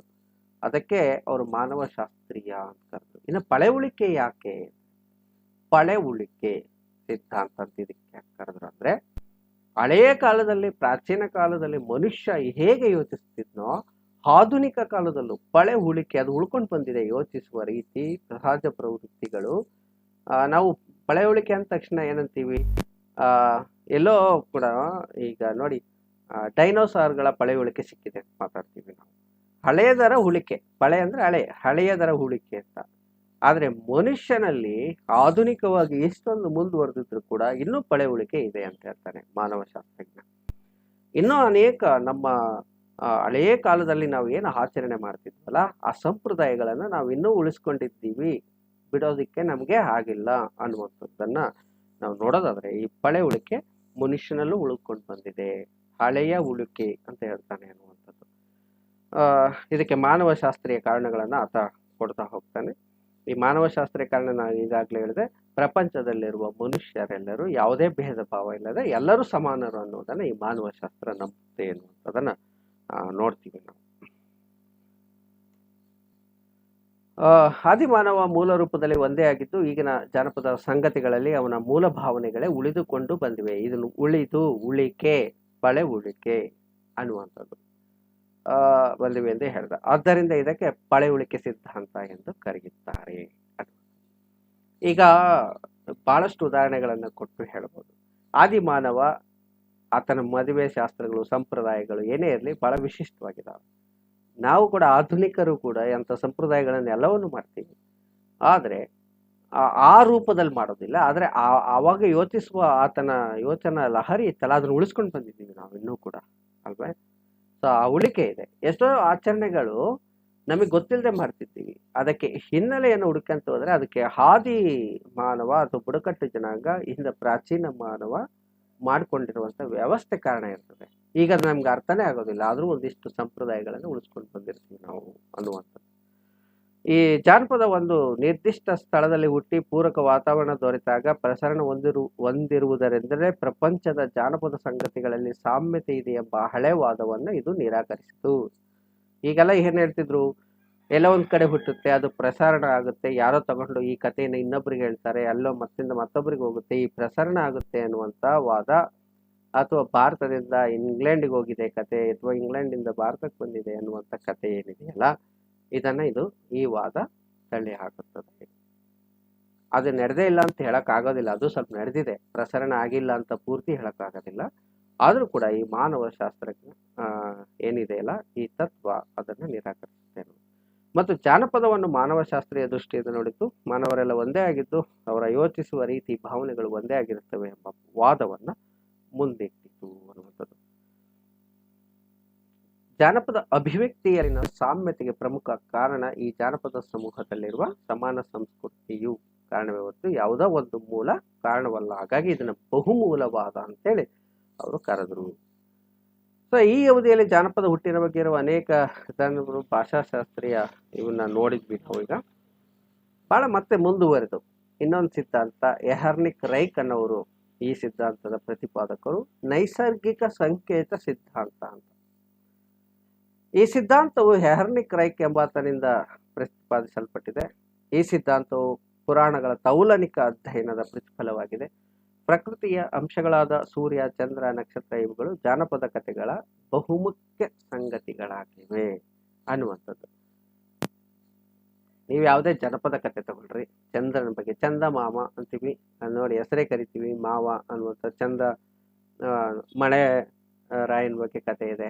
ಮಳೆ ರಾಯ ಭೂಮಿಗೆ ಬರೋದಕ್ಕೂ ಅನೇಕ ಜನಪದ ಕಥೆಗಳಿದೆ. ಈ ಮಳೆ, ಚಂದ್ರ, ಪ್ರಕೃತಿ ಏನಿದೆಯಲ್ಲ, ಯಾವ ಸಂಕೇತಗಳಿದೆಯಲ್ಲ, ಇವು ಪ್ರಕೃತಿಯ ಸಂಕೇತ ಅಂತ ಕರಿತೀವಿ. ಮಳೆಗೆ ಅಥವಾ ಸೂರ್ಯ, ಚಂದ್ರ, ನಕ್ಷತ್ರ ಇವೆಲ್ಲವಕ್ಕೂ ಒಂದು ಸಂಕೇತವನ್ನು ಇಟ್ಕೊಂಡು ಮನುಷ್ಯ ಬೆರಗಾಗಿ, ಆದಿಮಾನವ ಬೆರಗಾಗಿ ಒಂದೊಂದು ಕಥೆಯನ್ನು ಕಟ್ಟಿದ್ದಾನೆ ಅನ್ನುವಂಥದ್ದು ಎಹರ್ನಿಕ್ ರೈಕ್ ಅವರ ವಾದ. ಸ್ಥಳೀಯ ಪುರಾಣಗಳು ಸ್ಥಳೀಯ ಸಂಕೇತಗಳನ್ನು ಹೊಂದಿರುತ್ತವೆ. ನೀವು ಪುರಾಣ ಬರಿಬೇಕಾದ್ರೂ ಕೂಡ ಅಷ್ಟೇ, ನಿಮಗೆ ಈ ಎಷ್ಟೊಂದು ಈ ಚಂದ್ರ ಎಲ್ಲಿ ಹುಟ್ಟಿದ ಅಂತಂದ್ರೆ ಸಮುದ್ರ ಮಥನದ ಸಮಯದಲ್ಲಿ ಹುಟ್ಟಿದ ಅನ್ನುವಂಥದ್ದು. ಸೂರ್ಯ ಯಾರ ಮಗ, ಈಗೆಲ್ಲ ಇದಾವ. ಹೌದು, ಸೂರ್ಯನ ಬ್ರಹ್ಮನ ಮಗ ಅಂತ ಹೇಳ್ತೀವಿ ಈ ಪುರಾಣ ಕಥೆಗಳು. ನಮ್ಮ ಕಣ್ಣಿಗೆ, ಮನುಷ್ಯನ ಕಣ್ಣಿಗೆ ಎದುರಿಗೆ ಕಾಣುವಂತ ಎಲ್ಲ ಚಂದ್ರ, ಸೂರ್ಯ, ನಕ್ಷತ್ರ ಇವೆಲ್ಲವೂ ಕೂಡ ಕಥೆಗಳು ಪುರಾಣದಲ್ಲಿ ಸಿಗುತ್ತವೆ ನಮಗೆ. ಈಗ ನೋಡಿ, ಚಂದ್ರನ ಮಕ್ಕಳು ನಕ್ಷತ್ರಗಳು, ಇದು ಸಾಧ್ಯವೇ ಇಲ್ಲ. 27 ಮಕ್ಕಳು ಅಂತಕ್ಕಂಥ ಮಾತನ್ನ ಹೇಳ್ತೀವಿ ನಾವು. ಸೊ ಹೇಗೆ ಚಂದ್ರ ಎಷ್ಟು ಚಿಕ್ಕವನು, ನಕ್ಷತ್ರ ಎಷ್ಟು ದೊಡ್ಡದು. ಆದರೆ ನಮ್ಮ ಜನಪದರಿಗೆ ಈ ಸಂಕೇತಗಳಿದಾವಲ್ಲ, ಅನೇಕ ಕಥೆಗಳ ಸೃಷ್ಟಿಗೆ, ಆಮೇಲೆ ಪುರಾಣಗಳ ಸೃಷ್ಟಿಗೆ ಕಾರಣ ಆಗಿದೆ ಅನ್ನೋದನ್ನ ನೋಡ್ಬೋದು. ಆದ್ರೆ ಈ ಒಂದು ಸಿದ್ಧಾಂತ ಕೂಡ ಅಷ್ಟು ಒಪ್ಪಿಗೆ ಆಗಿಲ್ಲ. ಇನ್ನೊಂದು ಸ್ವಪ್ನ ಮೂಲ ಸಿದ್ಧಾಂತ, ಫೆಡ್ರಿಕ್ ವಾಂಡರ್ಲೀನ್ ಅಂತಕ್ಕಂಥವನು ಇದರ ಪ್ರತಿಪಾದಕ. ಅಂದ್ರೆ ಅವರ ಈಗ ನೋಡಿ, ಜನಪದ ಕಥೆಗಳ ಒಳ ಜೀವಾಳ ಅಂದರೆ ಅದರ ಆಶಯ, ಮೋಟಿಪ್ ಅಂತ ಕರಿತೀವಿ. ಮೋಟಿಪ್ ಅಂದ್ರೆ ಏನು? ನೀವು ಯಾವ್ದಾರ ಜನಪದ ಪ್ರಾರಂಭ ಮಾಡ್ರಿ, ಅದರಲ್ಲಿ ಆಶಯಗಳಂತ ಇರ್ತವೆ. ಆಶಯ ಅಂತಂದ್ರೆ ಜನಪದ ತಿರುಳು ಅಂತಲ್ಲ, ಕಥೆಯ ತಿರುಳು ಅಂತಲ್ಲ, ಬೇರೆ ರೀತಿ. ಉದಾಹರಣೆಗೆ ಯಾರೋ ಕಥೆಯಲ್ಲಿ ಬರುವಂತವನಿಗೆ ಒಂದು ಗಿಣಿ ಮಾತಾಡೋದು ಅವನ ಜೊತೆ. ಈ ಗಿಳಿ ಅನ್ನೋದು ಒಂದು ಆಶಯ, ಒಂದು ಮೋಟಿಪ್ ಅಂತ ಕರಿತೀವಿ ನಾವು, ಅಲ್ವಾ? ಈ ಗಿಳಿ ಜೊತೆ ಮಾತಾಡುವಂಥದ್ದು, ಗಿಳಿ ಅವನಿಗೆ ಸತ್ಯವನ್ನು ಹೇಳುವಂಥದ್ದು ಅಥವಾ ಮುಂದಿನ ದಾರಿಯನ್ನು ತೋರಿಸುವಂಥದ್ದು ಕಥೆಯಲ್ಲಿ ಬರುತ್ತೆ ಅಂತ ಇಟ್ಕೊಳ್ರಿ. ಇದು ಒಂದು ಆಶಯ. ಇದು ಹೇಗೆ ಸಾಧ್ಯ? ಇದು ನಿಜವಾಗಿ ಸಾಧ್ಯ ಇಲ್ಲ. ಇದು ಬಹುಶಃ ಆತ ಕನಸಿನಲ್ಲಿ ಈ ರೀತಿಯ ಕಲ್ಪನೆ ಮಾಡ್ಕೊಂಡಿರ್ಬೇಕು, ಕನಸು ಬಿದ್ದಿರ್ಬೇಕು ಅವನಿಗೆ. ಆತ ಪ್ರಾಣಿಯ ಜೊತೆ, ಯಾರ್ದೋ ಜೊತೆ, ರಾಕ್ಷಸನ ಜೊತೆ ಮಾತಾಡದಂತೆ, ರಾಜನ ಜೊತೆ ಮಾತಾಡದಂತೆ, ರಾಜನ ಮಗಳನ್ನ ಮದುವೆ ಆದಂತೆ, ಈ ರೀತಿ ಕನಸುಗಳೆಲ್ಲ ಬೀಳ್ತಾವಲ್ಲ, ಅವೇ ಜಾನಪದ ಕಥೆಗೆ ಕಾರಣ ಆಗ್ತವೆ ಎನ್ನುವಂಥದ್ದು ಸ್ವಪ್ನ ಮೂಲ ಸಿದ್ಧಾಂತ ಅಥವಾ ಫೆಡ್ರಿಕ್ ವಾಂಡರ್ಲೀನ್ ಹೇಳುವಂಥದ್ದು ಅನ್ನುವಂಥದ್ದು. ಅಧಿಮಿಟ್ಟ ಬಯಕೆಗಳ ವ್ಯಕ್ತ ರೂಪವೇ ಜನಪದ ಕಥೆಗಳು ಎಂದು ಮನಃಶಾಸ್ತ್ರಜ್ಞರು ಅಭಿಪ್ರಾಯ ಪಡುವುದರಿಂದ ಜಾನಪದವು ಪ್ರಾಚೀನ ಮಾನವನ ಕನಸಿನ ಫಲ ಎಂಬುದು ಈತ ಮನಃಶಾಸ್ತ್ರಜ್ಞ ಮನೋವಿಜ್ಞಾನದ ನೆರವನ್ನು ಪಡ್ಕೊಂಡು ಈ ಸಿದ್ಧಾಂತ. ಬಹುತೇಕ ಮನುಷ್ಯನಿಗೆ ತನಗೆ ಯಾವುದು ಅಸಾಧ್ಯವೋ, ಅಧಿಮಿಟ್ಟ ಬಯಕೆ, ತನ್ನ ಬಯಕೆ ಯಾವುದು ಈಡೇರುವುದಿಲ್ಲೋ ಅದನ್ನು ಕಥೆಯ ರೂಪ ಮುಖಾಂತರ ಅಥವಾ ಸ್ವಪ್ನದ ಮುಖಾಂತರ ಈಡೇರಿಸ್ಕೊಳ್ತಾನ ಅವನು ಅನ್ನುವಂಥದ್ದನ್ನ ನೋಡ್ತೀವಿ ನಾವು. ಆ ಸ್ವಪ್ನಗಳೇ ಕಥೆಯಲ್ಲಾದರೂ ಕೂಡ ತನ್ನ ಬಯಕೆಗಳನ್ನ ಈಡೇರಿಸ್ಕೊಳ್ಳುವಂಥದ್ದನ್ನ ನಾವು ನೋಡ್ತೀವಿ. ಬಹುತೇಕ ಸ್ವಲ್ಪ ನಿಜ ಇದ್ರೂ ಇರ್ಬೋದು ಅಂತ ಅನ್ಸುತ್ತೆ ನಮಗೆ. ಯಾಕಂದ್ರೆ ಜನಪದರು ತುಂಬಾ ಬಡತನದ ಕೆಳಸ್ತರದ ವರ್ಗದ ಜನ. ಅವರ ಒಳಗಿನ ಬಯಕೆ, ಅವ್ರ ಕತೆ ಬರೀತಾರೆ. ಒಬ್ಬ ರಾಜನ ಮಗ ಅರ್ಧ ರಾಜ್ಯ ಕೊಟ್ಟ, ಹೀಗೆಲ್ಲ ಕಥೆಗಳು ಬರ್ತವೆ. ಈ ಕಥೆಗಳನ್ನು ಬಂದಾಗ ಅವ್ರಿಗೊಂದು ಬಯಕೆ ಇದೆ ಅಂತ ಅರ್ಥ. ಅದು ಈಡೇರದೇ ಇದ್ದಾಗ ಹೀಗೆ ಕಥೆಗಳ ರೂಪದಲ್ಲಿ ಕೂಡ ಅದು ಈಡೇರಿಸ್ಕೊಳ್ತಾರೆ ಅನ್ನುವಂಥದ್ದು ವಾದ. ಇನ್ನು ಮತಾಚರಣೆಯ ಮೂಲ ಸಿದ್ಧಾಂತ ಸೈಂಟ್ ವೆಸ್ ಅನ್ನುವಂಥದ್ದು. ಮತ ಧರ್ಮಗಳು ಹುಟ್ಕೊಂಡು ಬಂದಿದೆ, ಅನೇಕ ಧರ್ಮಕ್ಕೆ ಸಂಬಂಧಪಟ್ಟ ಆಚರಣೆಗಳಿದೆ. ಆ ಆಚರಣೆಗಳನ್ನು ಆಚರಿಸ್ಬೇಕಾದ್ರೆ ಅದಕ್ಕೆ ಸಂಬಂಧಪಟ್ಟಂತ ಅನೇಕ ಕಥೆಗಳು ಹುಟ್ಕೊಳ್ಳುತ್ತೆ ಅನ್ನುವಂಥದ್ದು. ನಾನು ಮೊನ್ನೆ ಜೋಕುಮಾರ ಸ್ವಾಮಿ ಕತೆ ಹೇಳಿದೆ. ಇದು ದೇವರ ಧರ್ಮಕ್ಕೆ ಸಂಬಂಧಪಟ್ಟಂತಹ ಒಂದು ಏನಂತ ಹೇಳಿದ್ರೆ ಈಗ ರೀತಿ ಕತೆ ಹುಟ್ಟುವಂಥದ್ದು. ಗಂಗೆ ಮತ್ತು ಗೌರಿ ಇಬ್ರು ಜಗಳ ಆಡುವಂಥದ್ದು ಕತೆ ಇದೆ. ಈ ಮತಾಚರಣೆ ಸಂದರ್ಭದಲ್ಲಿ ಹುಟ್ಟುಕೊಳ್ಬಹುದು ಅನ್ನುವಂಥದ್ದು ಕೂಡ ಇದೆ. ಸೊ ಇವು ಕೂಡ ಅಷ್ಟೊಂದು ಒಪ್ಪಿಗೆಯನ್ನು ಪಡೆದಿಲ್ಲ ಅಂತ. ಇನ್ನು ಕುಲದೇವತಾ ಮೂಲ ಸಿದ್ಧಾಂತ, ಪ್ರತಿಯೊಂದು ಜನಾಂಗ ಅಥವಾ ಬುಡಕಟ್ಟು ಜನಾಂಗ ಅಥವಾ ಒಂದು ಕುಲ ಅಂತ ಏನು ಕರಿತೀವಿ, ಅದಕ್ಕೊಂದು ಕುಲದೇವತೆ ಇರುತ್ತೆ. ಆ ಕುಲದೇವತೆಗೆ ಸಂಬಂಧಪಟ್ಟಂತೆ ಜಾನಪದ ಕಥೆಗಳು ಹುಟ್ಟುಕೊಳ್ಳುತ್ತೆ. ಆದಿವಾಸಿಗಳಲ್ಲಿ ಇದು ಹೆಚ್ಚು ಅಂತಕ್ಕಂಥದ್ದು. ಅರ್ನಾಲ್ಡ್ ವ್ಯಾನ್ ಗಿನೆಪ್ ಅನ್ನುವಂಥದ್ದು ಒಂದು ವಿದ್ವಾಂಸ, ಆದಿವಾಸಿಗಳ ಕಥೆಗಳಲ್ಲಿ ಪ್ರಾಣಿಗಳ ಪ್ರಾಬಲ್ಯ ಹೆಚ್ಚು, ಆದಿವಾಸಿಗಳ ಕಥೆಗಳು ಪ್ರಾಣಿಗಳು ಮತ್ತು ಕುಲದೇವತೆಗೆ ಸಂಬಂಧಿಸಿದ ಆಚರಣೆಗಳಿಗೆ ಸಂಬಂಧಿಸಿದವು ಎಂಬ ವಾದವನ್ನು ಎತ್ತಿ ಹಿಡಿದವನು ಅರ್ನಾಲ್ಡ್ ವ್ಯಾನ್ ಗಿನೆಪ್. ಆಸ್ಟ್ರೇಲಿಯಾದ ಆದಿವಾಸಿ ಜನಾಂಗಗಳ ಮತ ಆಚರಣೆಗಳ ಅಧ್ಯಯನವನ್ನು ಈತ ನಡೆಸಿ ಈ ಮಾತನ್ನ ಹೇಳ್ತಾನೆ ಅನ್ನುವಂಥದ್ದು. ಸೊ ಜನಪದ ಅನ್ನುವಂಥದ್ದು, ಜಾನಪದ ಕಥೆ ಅನ್ನುವಂಥದ್ದು ಹೀಗೆ ಸೃಷ್ಟಿ ಆಯಿತು ಅನ್ನೋದಕ್ಕಿಂತ ಇವೆಲ್ಲವೂ ಕೂಡ ಒಂದೊಂದಿಷ್ಟಿಷ್ಟು ಕಾರಣಗಳು ಇರಬಹುದು ಅನ್ನುವಂಥದ್ದನ್ನ ನಾವು ನೋಡ್ಬೋದು. ಬಹಳ ಮುಖ್ಯವಾದದ್ದು ಮಾನವಶಾಸ್ತ್ರೀಯ ಸಿದ್ಧಾಂತ ಅಥವಾ ಬಹುಮೂಲವಾದ ಸಿದ್ಧಾಂತವನ್ನು ಬಿಟ್ರೆ ಅತಿ ಹೆಚ್ಚು ವೈಜ್ಞಾನಿಕ ಸಿದ್ಧಾಂತ ಅಂತೇಳಿ ಹೆಸರು ಮಾಡಿರುವಂಥದ್ದು ಚಾರಿತ್ರಿಕ ಭೌಗೋಳಿಕ ಸಿದ್ಧಾಂತ ಅಥವಾ ಪಿನ್ನಿಶ್ ಸಿದ್ಧಾಂತ ಅಂತ ಕರೀತಾರೆ. ಈ ಪಿನ್ನಿಶ್ ಸಿದ್ಧಾಂತ ಅಂದ್ರೆ ಅದು ಫಿನ್ಲ್ಯಾಂಡ್ ಅಲ್ಲಿ ಹುಟ್ಟಿ ಬಂದಿದ್ದರಿಂದ ಇದಕ್ಕೆ ಪಿನ್ನಿಶ್ ಸಿದ್ಧಾಂತ ಅಂತೇಳಿ ಕರೆದ್ರು ಅನ್ನುವಂಥದ್ದು. ನಾವು ಯಾವುದೇ ಜಾನಪದ ಅಧ್ಯಯನಕ್ಕೆ ಸಂಬಂಧಪಟ್ಟಂತೆ ಮೊದಲು ಪ್ರಾರಂಭ ಆಗಿತ್ತು ಇಂಗ್ಲೆಂಡ್ ಮತ್ತು ಆನಂತರ ಅಮೆರಿಕಗಳಲ್ಲಿ ಹೆಚ್ಚು ಅಧ್ಯಯನ ನಡೆಯಿತು. ಆದರೆ ಫಿನ್ಲ್ಯಾಂಡ್ ದೇಶ ಇದೆಯಲ್ಲ, ಜನಪದಗಳನ್ನು ಬಹಳ ಸುಂದರವಾಗಿ ವೈಜ್ಞಾನಿಕವಾಗಿ ಅಧ್ಯಯನ ಮಾಡಿದಂಥ ದೇಶ. ಅಲ್ಲಿ ಬರುವಂತಹ ಇಬ್ಬರು ಜಾನಪದ ವಿದ್ವಾಂಸರು ಜೂಲಿಯಸ್ ಕ್ರಾಹ್ನೆ ಮತ್ತು ಕಾರ್ಲ್ ಕ್ರಾಹ್ನೆ 1835ರಿಂದ 1888 ಈ ಮಧ್ಯದಲ್ಲಿ ಇದ್ದಂಥವರು. ಇವರಿಬ್ಬರು ಏನಂತಂದ್ರೆ ಫಿನ್ನಿಶ್ ಸಿದ್ಧಾಂತದ ಸೃಷ್ಟಿಕರ್ತರು ಮತ್ತು ಈ ಸಿದ್ಧಾಂತ ಇವತ್ತು ಹೆಚ್ಚು ವೈಚಾರಿಕ ಅಥವಾ ವೈಜ್ಞಾನಿಕ ಅಂತೇಳಿ ಕೂಡ ಹೆಸರು ಮಾಡಿದೆ ಅನ್ನುವಂಥದ್ದು. ಇದಕ್ಕೆ ಹಿನ್ನೆಲೆ ಸ್ವಲ್ಪ ಹೇಳ್ತೀನಿ. ಫಿನ್ಲ್ಯಾಂಡ್ ದೇಶದಲ್ಲಿ ಕಲೆವಾಲ ಅನ್ನುವಂಥ ಒಂದು ಜಾನಪದ ಸಾಹಿತ್ಯದ ಒಂದು ಸಂಗ್ರಹ ದೊಡ್ಡ ಮಟ್ಟದಲ್ಲಿ ನಡೀತು. ಆ ದೇಶದಲ್ಲಿ ಇರುವಂತ ಎಲ್ಲ ಜಾನಪದ ಕಥೆಗಳನ್ನ ಸಂಗ್ರಹ ಮಾಡಲಾಯಿತು. ಮಾಡಿದ ನಂತರ ಅದರ ಅಧ್ಯಯನಕ್ಕೆ ತೊಡಗಲಾಯಿತು. ಅಧ್ಯಯನವನ್ನು ನೋಡಿದಾಗ ಅಲ್ಲಿ ಅನೇಕ ಕಥೆಗಳಲ್ಲಿ ಸಾಮ್ಯತೆಗಳು ಇರೋದನ್ನ ನೋಡಿದ್ವಿ. ಈ ಫಿನ್ನಿಶ್ ಕ್ರಮ ಹೇಗೆ ಅನ್ನೋದನ್ನ ನೋಡೋಣ. ಜಾನಪದ ಅಧ್ಯಯನ ಆಚಾರ್ಯ ಪುರುಷ ಅಂತೇಳಿ ಒಬ್ಬರು ಸ್ಟಿತ್ ಥಾಮ್ಸನ್ ಅನ್ನ ದೇಜಗೌರವರು ಕರೀತಾರೆ. ಇಡೀ ಜಗತ್ತಿನ ಜಾನಪದ ಅಧ್ಯಯನದ ಆಚಾರ್ಯ ಪುರುಷ ಅಂತ ಕರೀತಾರೆ ಸ್ಟಿತ್ ಥಾಮ್ಸನ್. ಆತ ಈ ಸಿದ್ಧಾಂತವನ್ನ ಹೆಚ್ಚು ಒಪ್ಪಿಕೊಂಡ. ಜೊತೆಗೆ ಅದರ ಕ್ರಮ ಏನು ಅನ್ನೋದನ್ನು ಏನ್ ಮಾಡೋದು. ಮೊದಲನೇದಾಗಿ ಕಥೆ ಅಥವಾ ಜನಪದ ಸಾಹಿತ್ಯದ ಅನೇಕ ರೂಪಾಂತರಗಳ ಸಂಗ್ರಹ. ನೋಡಿ, ಈಗ ನಮ್ಮ ಕರ್ನಾಟಕದ ಉದಾಹರಣೆ ತಗೊಳ್ಳೋಣ. ಇಲ್ಲಿ ದಾವಣಗೆರೆಯಲ್ಲಿ ಒಂದು ಕತೆ ಪ್ರಚಲಿತ ಇದೆ, ಇಲ್ಲೊಂದು ಕತೆ ಒಂದೇ ಇದೆ.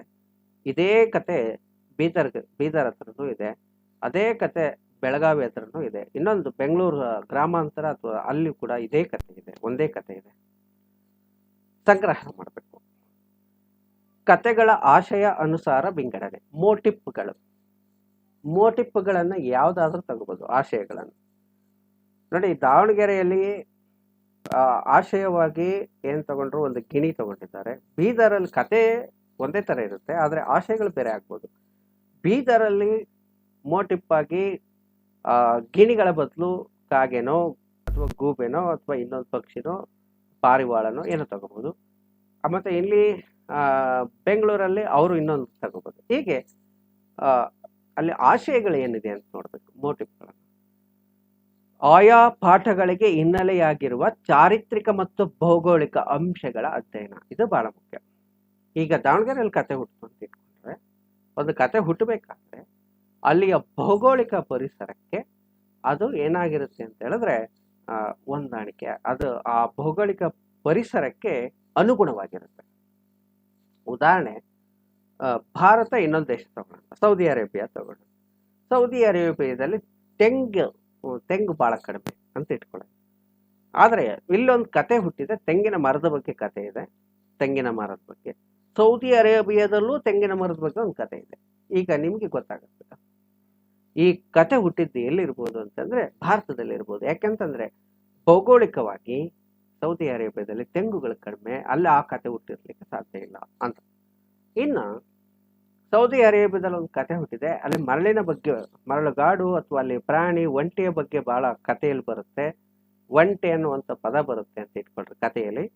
ಭಾರತದಲ್ಲೂ ಆ ಕಥೆ ಇದೆ, ಅಲ್ಲಿ ಕೂಡ ಒಂಟೆ ಬರುತ್ತೆ ಅಂತ ಇಟ್ಕೊಳ್ರಿ. ಆಗ ನಾವು ಸಹಜವಾಗಿ ಯೋಚನೆ ಮಾಡಬೇಕು, ಈ ಕತೆ ಕರ್ನಾಟಕದ್ದಲ್ಲ ಅಥವಾ ಭಾರತದ್ದಲ್ಲ, ಅದು ಬಹುಶಃ ಸೌದಿ ಅರೇಬಿಯಾದಿಂದ ಬಂದಿರಬಹುದು.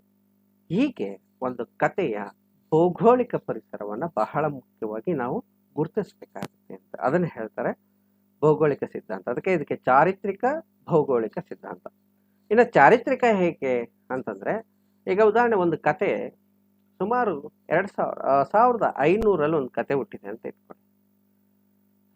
1000ನೇ ಇಸ್ವಿದಲ್ಲಿ ಒಂದು ಕತೆ ಹುಟ್ಟಿದೆ. ಅದೇ ಕತೆ 1600 ಅಲ್ವಾ? ಅದೇ ಕತೆ ಸಿಕ್ಕಿದೆ ಎಲ್ಲಿ? ಆಗ 1500 ಕಥೆಯಲ್ಲಿ ಬರ್ಬೇಕಾದ್ರೆ 1000 ಇಸ್ವಿಯಲ್ಲಿ ಬರ್ಬೇಕಾದ್ರೆ ಅಲ್ಲಿ ಇಂಗ್ಲಿಷ್ ಪದಗಳಿಲ್ಲ. ಆದ್ರೆ 1607 ಅದರ ಒಂದ್ 2-3 ಇಂಗ್ಲಿಷ್ ಪದ ಸೇರ್ಕೊಂಡಿದೆ ಆ ಕಥೆಯಲ್ಲಿ. ಅಂದ್ರೆ ಚಾರಿತ್ರಿಕವಾಗಿ ಯಾವ್ದು ಹಳೆಯದು ಅಂತ ಗೊತ್ತಾಗುತ್ತೆ. ಹೀಗೆ ಚಾರಿತ್ರಿಕವಾಗಿ ಮತ್ತು ಭೌಗೋಳಿಕವಾಗಿ ಒಂದು ಕತೆ ಯಾವ ಪ್ರದೇಶಕ್ಕೆ ಮತ್ತು ಎಷ್ಟನೇ ಕಾಲಕ್ಕೆ ಸೇರಿತ್ತು ಅನ್ನೋದನ್ನ ಕಂಡುಹಿಡಿಬಹುದು ಅನ್ನುವಂಥದ್ದನ್ನ ತೋರಿಸ್ಕೊಟ್ಟವರು ಫಿನ್ಲ್ಯಾಂಡ್ ದೇಶ. ಸೊ ಈಗ ಅನೇಕ ಪಾಠಾಂತರಗಳು ಸಿಕ್ಕಾಗ, ಪಾಠಾಂತರಗಳು ಅಂತಂದ್ರೆ ಒಂದು ಕಥೆಯ ಬೇರೆ ಬೇರೆ ರೂಪಗಳು ಸಿಕ್ಕಾಗ ಅವುಗಳನ್ನೆಲ್ಲವನ್ನ ಇಟ್ಟುಕೊಂಡು, ಕಥೆಗಳನ್ನೆಲ್ಲವನ್ನ ಇಟ್ಟುಕೊಂಡು, ಈಗ ನಾನು ಮತ್ತೆ ಹೇಳ್ತೀನಿ, ಬೀದರ್ನಲ್ಲೂ ಅದೇ ಕತೆ, ಬೆಂಗಳೂರಲ್ಲೂ ಅದೇ ಕತೆ, ದಾವಣಗೆರೆಯಲ್ಲೂ ಅದೇ ಕತೆ, ಇನ್ನೊಂದು ಊರಲ್ಲಿ ಅದೇ ಕತೆ ಇದ್ದಾಗ ಆ 4 ಕಥೆಗಳನ್ನು ಇಟ್ಕೊಂಡು ಅವುಗಳನ್ನು ಅಧ್ಯಯನ ಮಾಡಿ ಅದರಲ್ಲಿ ಮೂಲ ಕಥೆ ಯಾವುದು, ಎಷ್ಟು ಹಿಂದೆ ಎಲ್ಲಿ ಹುಟ್ಟಿತು ಅನ್ನೋದನ್ನ ಕಂಡುಹಿಡಿಬಹುದು ಅನ್ನುವಂಥದ್ದು ಚಾರಿತ್ರಿಕ ಭೌಗೋಳಿಕ ಸಿದ್ಧಾಂತದ ಒಂದು ಸಿದ್ಧಾಂತದ ಬಹುಮುಖ್ಯ ವಿವರಣೆ ಆಗುತ್ತೆ. ಮೂಲ ರೂಪಾಂತರವಾಗಿರುವ ಕಾರಣ ಮತ್ತು ಸಂದರ್ಭಗಳನ್ನು ಕಂಡುಹಿಡಿಬೇಕು, ಅದು ಬಹಳ ಮುಖ್ಯ. ಈಗ ನೋಡಿ, ಇಲ್ಲಿಂದ ಕತೆ ದಾವಣಗೆರೆಯಲ್ಲಿ ಹುಟ್ಟಿದ ಕತೆ ಬೆಂಗಳೂರಿಗೆ ಹೋಗಿದೆ ವಲಸೆ, ಅಲ್ಲೇ ಒಂದಿಷ್ಟು ಬದಲಾವಣೆ ಆಗುತ್ತೆ ಅಂತಂದ್ರೆ ಏನ್ ಕಾರಣ? ದಾವಣಗೆರೆಯಲ್ಲೇ ಸುಮ್ಮನೆ ಒಂದು ಉದಾಹರಣೆ ಕೊಡ್ತೀನಿ. ಇಲ್ಲಿ ಬೆಳೆ ಯಾವುದು ಬಹುಶೇಕ ಇಲ್ಲಿ ಮೆಕ್ಕೆಜೋಳ ಅಂತ ಇಟ್ಕೊಂಡ್ರೆ ಒಂದು ಜೋಳಕ್ಕೆ ಸಂಬಂಧಪಟ್ಟ ಕಥೆ ಇದ್ರೆ, ಬೆಂಗಳೂರಿಗೆ ಹೋಗೋದಕ್ಕೆ ಅದು ರಾಗಿಗೆ ಬದಲಾದ್ರೆ ಈ ರೂಪಾಂತರ ಇದೆಯಲ್ಲ, ಈ ಬದಲಾವಣೆ ಇದೆಯಲ್ಲ, ಯಾಕೆ ಆಗಿರ್ಬೇಕು, ಏನ್ ಕಾರಣ, ಅದನ್ನು ಕಂಡುಹಿಡಿಯಬೇಕಾಗುತ್ತೆ ಭೌಗೋಳಿಕ. ಹೀಗೆ ಈ ಚಾರಿತ್ರಿಕ ಮತ್ತು ಭೌಗೋಳಿಕ ಅಂಶ ಸಿದ್ಧಾಂತಗಳ ಬಹಳ ಸೂಕ್ತವಾಗಿ ಕಥೆಗಳನ್ನ, ಜಾನಪದ ಕಥೆಗಳನ್ನ ಅಧ್ಯಯನವನ್ನ ಮಾಡುತ್ತೆ ಎನ್ನುವಂಥದ್ದನ್ನ ನೋಡ್ತೀವಿ. ಜಾನಪದ ಕಥೆಗಳು ವಿವಿಧ ಭೌಗೋಳಿಕ ಪ್ರದೇಶಗಳಲ್ಲಿ ಅಸ್ತಿತ್ವದಲ್ಲಿದ್ದು ಸಾಮ್ಯತೆಯನ್ನು ಪಡೆದಿರುತ್ತವೆ. ಆ ಕಥೆಗಳ ಅಧ್ಯಯನದಿಂದಲೇ ಅದರ ಮೂಲವನ್ನು ಕಂಡುಹಿಡಿಯುವುದು, ಯಾವುದು ಮೊದಲ ರಚನೆ ಮತ್ತು ಎಲ್ಲಿ ರಚನೆಯಾಗಿದೆ ಎಂಬುದನ್ನು ಕಂಡುಕೊಂಡು ತದನಂತರ ಅದು ಯಾವ ಪ್ರದೇಶಗಳಿಗೆ ಪ್ರಸರಣಗೊಂಡಿದೆ ಎಂಬುದನ್ನು ಕಂಡುಕೊಳ್ಳುವುದೇ ಚಾರಿತ್ರಿಕ ಭೌಗೋಳಿಕ ಸಿದ್ಧಾಂತವಾಗಿದೆ. ಜಾನಪದ ಅಧ್ಯಯನ ಸಿದ್ಧಾಂತಗಳಲ್ಲಿ ಅತಿ ಹೆಚ್ಚು ವೈಜ್ಞಾನಿಕ ಸಿದ್ಧಾಂತವೆಂದು ಪ್ರಖ್ಯಾತಗೊಂಡಿದೆ ಅನ್ನುತ್ತದೆ. ಈ ಕ್ರಮವನ್ನು ಇಟ್ಕೊಂಡು ಹೋದಾಗ ಒಂದು ಕತೆ ಮೂಲ ಯಾವುದು, ಒರಿಜಿನ್ ಯಾವುದು ಅಂತ ಗೊತ್ತಾಗುತ್ತೆ. ಆಗ ಅದರ ಒಂದು, ಇಲ್ಲ ಅಂದ್ರೆ ಒಂದೇ ಕತೆ ಎಲ್ಲ 3-4 ದೇಶಗಳಲ್ಲಿ ಪ್ರಚಲಿತ ಇದೆ ಅಂತಂದ್ರೆ ಅದು ನಮ್ದು ಮೊದಲು ಅಂತ ನಾವು ತಿಕ್ಕಾಟ ಮಾಡ್ಬೇಕಾಗುತ್ತೆ. ಅದ್ರ ಬದಲು ಈ ಒಂದು ಕ್ರಮವನ್ನು ಇಟ್ಕೊಂಡು ಅಧ್ಯಯನ ಮಾಡಬೇಕು ಅನ್ನುವುದು ಈ ಚಾರಿತ್ರಿಕ ಭೌಗೋಳಿಕ ಸಿದ್ಧಾಂತದ ಬಹುಮುಖ್ಯವಾದ. ಸೊ ಇದುವರೆಗೆ ನಾವು ಜಾಗತಿಕವಾಗಿ ಎಷ್ಟು ನೋಡಿದ್ವಿ, ಈಗ ಭಾರತದಲ್ಲಿ ಜಾನಪದ ಅಧ್ಯಯನ ಅನ್ನುವುದನ್ನ ನೋಡ್ಬೇಕು. ಬಹುತೇಕ ಜಗತ್ತಿನಲ್ಲೇ ತಡವಾಗಿ ಜಾನಪದ ಅಧ್ಯಯನ ಪ್ರಾರಂಭವಾಗಿದೆ. ಇನ್ನ ನಮ್ಮ ಭಾರತದಲ್ಲಿ ಕೂಡ ನಾವು ವ್ಯವಸ್ಥಿತವಾಗಿ ಔಪಚಾರಿಕವಾಗಿ ಜನಪದ ಅಧ್ಯಯನವನ್ನ ತುಂಬಾ ತಡವಾಗಿ ಮಾಡ್ಕೊಂಡಿದ್ದೀವಿ. ಯಾಕಂದ್ರೆ ನಾವು ಬ್ರಿಟಿಷರ ಒಂದು ಅಧಿಕಾರದಲ್ಲಿ ಬಳಲಿದಂಥವರು, ನಮಗೆ ನಮ್ಮದೇ ಆದ ಒಂದು ಶೈಕ್ಷಣಿಕ ವ್ಯವಸ್ಥೆ ಅವತ್ತಿರಲಿಲ್ಲ ಅನ್ನುವಂಥದ್ದನ್ನ ನೋಡ್ತೀವಿ. ಹಾಗಾಗಿ ಭಾರತದಲ್ಲಿ ಜಾನಪದ ಅಧ್ಯಯನವನ್ನ ನಾವು ನೋಡೋಕ್ ಮುಂಚೆ ಬಹುಶೇಕ ಅದನ್ನ 3 ಹಂತಗಳಲ್ಲಿ ನೋಡ್ಬೇಕಾಗುತ್ತೆ. ಮಿಷನರಿಗಳು ಮತ್ತು ಬ್ರಿಟಿಷ್ ಅಧಿಕಾರಿಗಳ ಹಂತ ಮೊದಲನೇ ಹಂತ. ಇನ್ನ ರಾಷ್ಟ್ರೀಯತೆಯ ಉದಯ ಕಾಲದಲ್ಲಿ ಅಂದ್ರೆ ಸ್ವಾತಂತ್ರ್ಯ ಹೋರಾಟ ಕಾಲದಲ್ಲಿ ನಡೆದಂತಹ ಅಧ್ಯಯನ ಒಂದು ಹಂತ. ಸ್ವಾತಂತ್ರ್ಯ ಸಿಕ್ಕ ನಂತರ ಶೈಕ್ಷಣಿಕವಾಗಿ ವ್ಯವಸ್ಥಿತವಾಗಿ ನಡೆದ 3ನೇ ಹಂತ. ಈ 3 ಹಂತಗಳನ್ನ ಭಾರತದಲ್ಲಿ ಜನಪದ ಅಧ್ಯಯನದಲ್ಲಿ ನಾವು ಗುರುತಿಸಬಹುದು ಅನ್ನುವಂಥದ್ದು. ಮೊದಲ ಹಂತ, ಆ ಬ್ರಿಟಿಷ್ ಅಧಿಕಾರಿಗಳು, ಮಿಷನರಿಗಳು ಮಿಷನರಿ ಧರ್ಮ ಪ್ರಚಾರಕರು ನಮ್ಮ ಭಾರತಕ್ಕೆ ಬಂದರು. ಅವರಿಗೆ ಇಲ್ಲಿಯ ಮಣ್ಣಿನ ಸಂಸ್ಕೃತಿಯನ್ನ ಅರಿತುಕೊಳ್ಳೋದು ಬಹಳ ಮುಖ್ಯ ಆಗಿತ್ತು. ಸಹಜವಾಗಿ ಜನಪದ ಕಥೆಗಳನ್ನ ಅವರು ಸಂಗ್ರಹಿಸಿದ್ರು. ಅವರ ಉದ್ದೇಶ ಅಧ್ಯಯನ ಆಗಿರಲಿಲ್ಲ, ಆಸಕ್ತಿ ಮಾತ್ರ ಆಗಿತ್ತು, ಹವ್ಯಾಸ ಕೂಡ ಆಗಿತ್ತು ಅನ್ನುವಂಥದ್ದು. ಆದರೆ ಇದರಿಂದ ನಮಗೆ ಮುಂದೆ ಜನಪದ ಅಧ್ಯಯನ ಮಾಡೋದಕ್ಕೆ ಅದರಿಂದ ಅನುಕೂಲ ಆಗುತ್ತೆ ಎನ್ನುವಂಥದ್ದನ್ನ ನೋಡ್ತೀವಿ ನಾವು ಅನ್ನುವಂಥದ್ದು. ಮೊಟ್ಟ ಮೊದಲ ಬಾರಿಗೆ ಈ ಜನಪದ ಅಧ್ಯಯನ ಏನು ಪ್ರಾಕ್ತನ ಶಾಸ್ತ್ರ, ಇತಿಹಾಸ, ಜನಪದ ಇದಕ್ಕೆಲ್ಲ ಸಂಬಂಧಪಟ್ಟಂತೆ ಎಲ್ಲವುಗಳ ಕೇಂದ್ರ ಯಾವುದು ಅಂದರೆ 1790ರಲ್ಲಿ ಸ್ಥಾಪನೆಯಾದ ಏಷಿಯಾಟಿಕ್ ಸೊಸೈಟಿ ಆಫ್ ಬೆಂಗಾಲ್ ಅನ್ನುವಂಥ ಸಂಸ್ಥೆ. ಇದು ಬ್ರಿಟಿಷರು ವಿಲಿಯಂ ಜೋನ್ಸ್ ಅಂತಕ್ಕಂಥವ್ರು ಸ್ಥಾಪನೆ ಮಾಡಿದ ನಂತರ ಇದು ಇಡೀ ಭಾರತದಲ್ಲಿ ನಡೆದ ಈ ಎಲ್ಲ ಏನು ಇತಿಹಾಸದ ರಚನೆ ಇರ್ಬೋದು, ಈ ಜಾನಪದದ ಅಧ್ಯಯನ ಇರ್ಬೋದು, ಎಲ್ಲದಕ್ಕೂ ಇದೇ ಕೇಂದ್ರ ಆಗಿತ್ತು ಅನ್ನುವಂಥದ್ದನ್ನ ನೋಡ್ತೀವಿ. ಇಲ್ಲಿ ಒಂದು ಪತ್ರಿಕೆಯನ್ನು ಹೊರಡಿಸಿದ್ರು, ಆಂಟಿಕ್ವಿಟೀಸ್ ಅಂತಕ್ಕಂಥ ಒಂದು ಪತ್ರಿಕೆ. ಅದರಲ್ಲಿ ಅನೇಕ ಲೇಖನಗಳು ಪ್ರಕಟ ಆಗ್ತಿದ್ವು ಅನ್ನುವಂಥದ್ದು. ಸೊ ನಮಗೆ ಮೊಟ್ಟ ಮೊದಲ ಬಾರಿಗೆ ಮಿಷನರಿಗಳು ಯಾರು ಅಂತ ಹೇಳಿದ್ರೆ ಈಗ ಸದ್ಯಕ್ಕೆ ಗೊತ್ತಾಗಲ್ಲ ನಮಗೆ. ಅಬೇ ದುಬಾಯ್ ಅನ್ನುವಂಥ ಒಬ್ಬ ಪಾದ್ರಿಗಳು 1816ರಲ್ಲಿ ಒಂದು ಕೃತಿಯನ್ನು ಸಂಪಾದಿಸ್ತಾರೆ. Hindu manners, customs and ceremonies ಅನ್ನುವಂಥದ್ದು ಮೊಟ್ಟ ಮೊದಲ ಕೃತಿ ಅದು. ಸೊ ಅದು ಭಾರತದ ಮೊದಲ ಸಂಗ್ರಹ ಅಂತೇಳಿ ಹೆಸರನ್ನು ಮಾಡ್ಕೊಂಡಿದೆ. ಸೊ ಅದಾದ ನಂತರ ಕರ್ನಲ್ ಜೇಮ್ಸ್ ಟಾಡ್ ಇವರು ರಾಜಸ್ಥಾನದಲ್ಲಿ ಇದ್ದಂಥವರು ಅನಲ್ಸ್ ಅಂಡ್ ಆಂಟಿಕ್ವಿಟೀಸ್ ಆಫ್ ರಾಜಸ್ಥಾನ್ ಅಂತಕ್ಕಂಥದ್ದು ಪ್ರಕಟ ಆಗುತ್ತೆ. ಆಮೇಲೆ ರೆವರೆಂಡ್ ಮಾರ್ಟಿನ್ ಅವರು ಬಂಗಾಳದ ಗಾದೆಗಳನ್ನು ಸಂಪಾದಿಸ್ತಾರೆ 1832ರಲ್ಲಿ.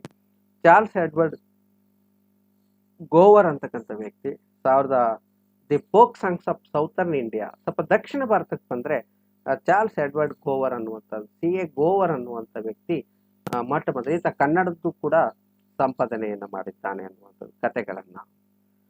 ಬಹಳ ಮುಖ್ಯವಾಗಿ ಮತ್ತೆ ಫ್ಲೋರಾ ಅನ್ನೆ ಸ್ಟೇಲ್ಸ್ ಅಂತಕ್ಕಂಥದ್ದು wide awake stories tales from Punjab told by the Punjab peoples ಅಂತಕ್ಕಂಥ ಒಂದು ಪುಸ್ತಕ ಸಿಗುತ್ತೆ. ಇವೆಲ್ಲ ಆರಂಭಿಕ ಪ್ರಯತ್ನಗಳಾಗಿದ್ವು ಅನ್ನುವಂಥದ್ದು.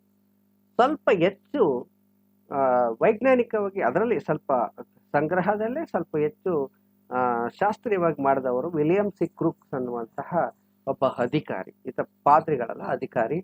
The introduction to the popular religion and folklore of northern India, ಉತ್ತರ ಭಾರತದಲ್ಲಿ ಅಧಿಕಾರಿಯಾಗಿದ್ದಂಥವ್ರು ಅಲ್ಲಿ ಸಂಗ್ರಹವನ್ನು ಮಾಡ್ತಾರೆ ಅನ್ನುವಂಥದ್ದು.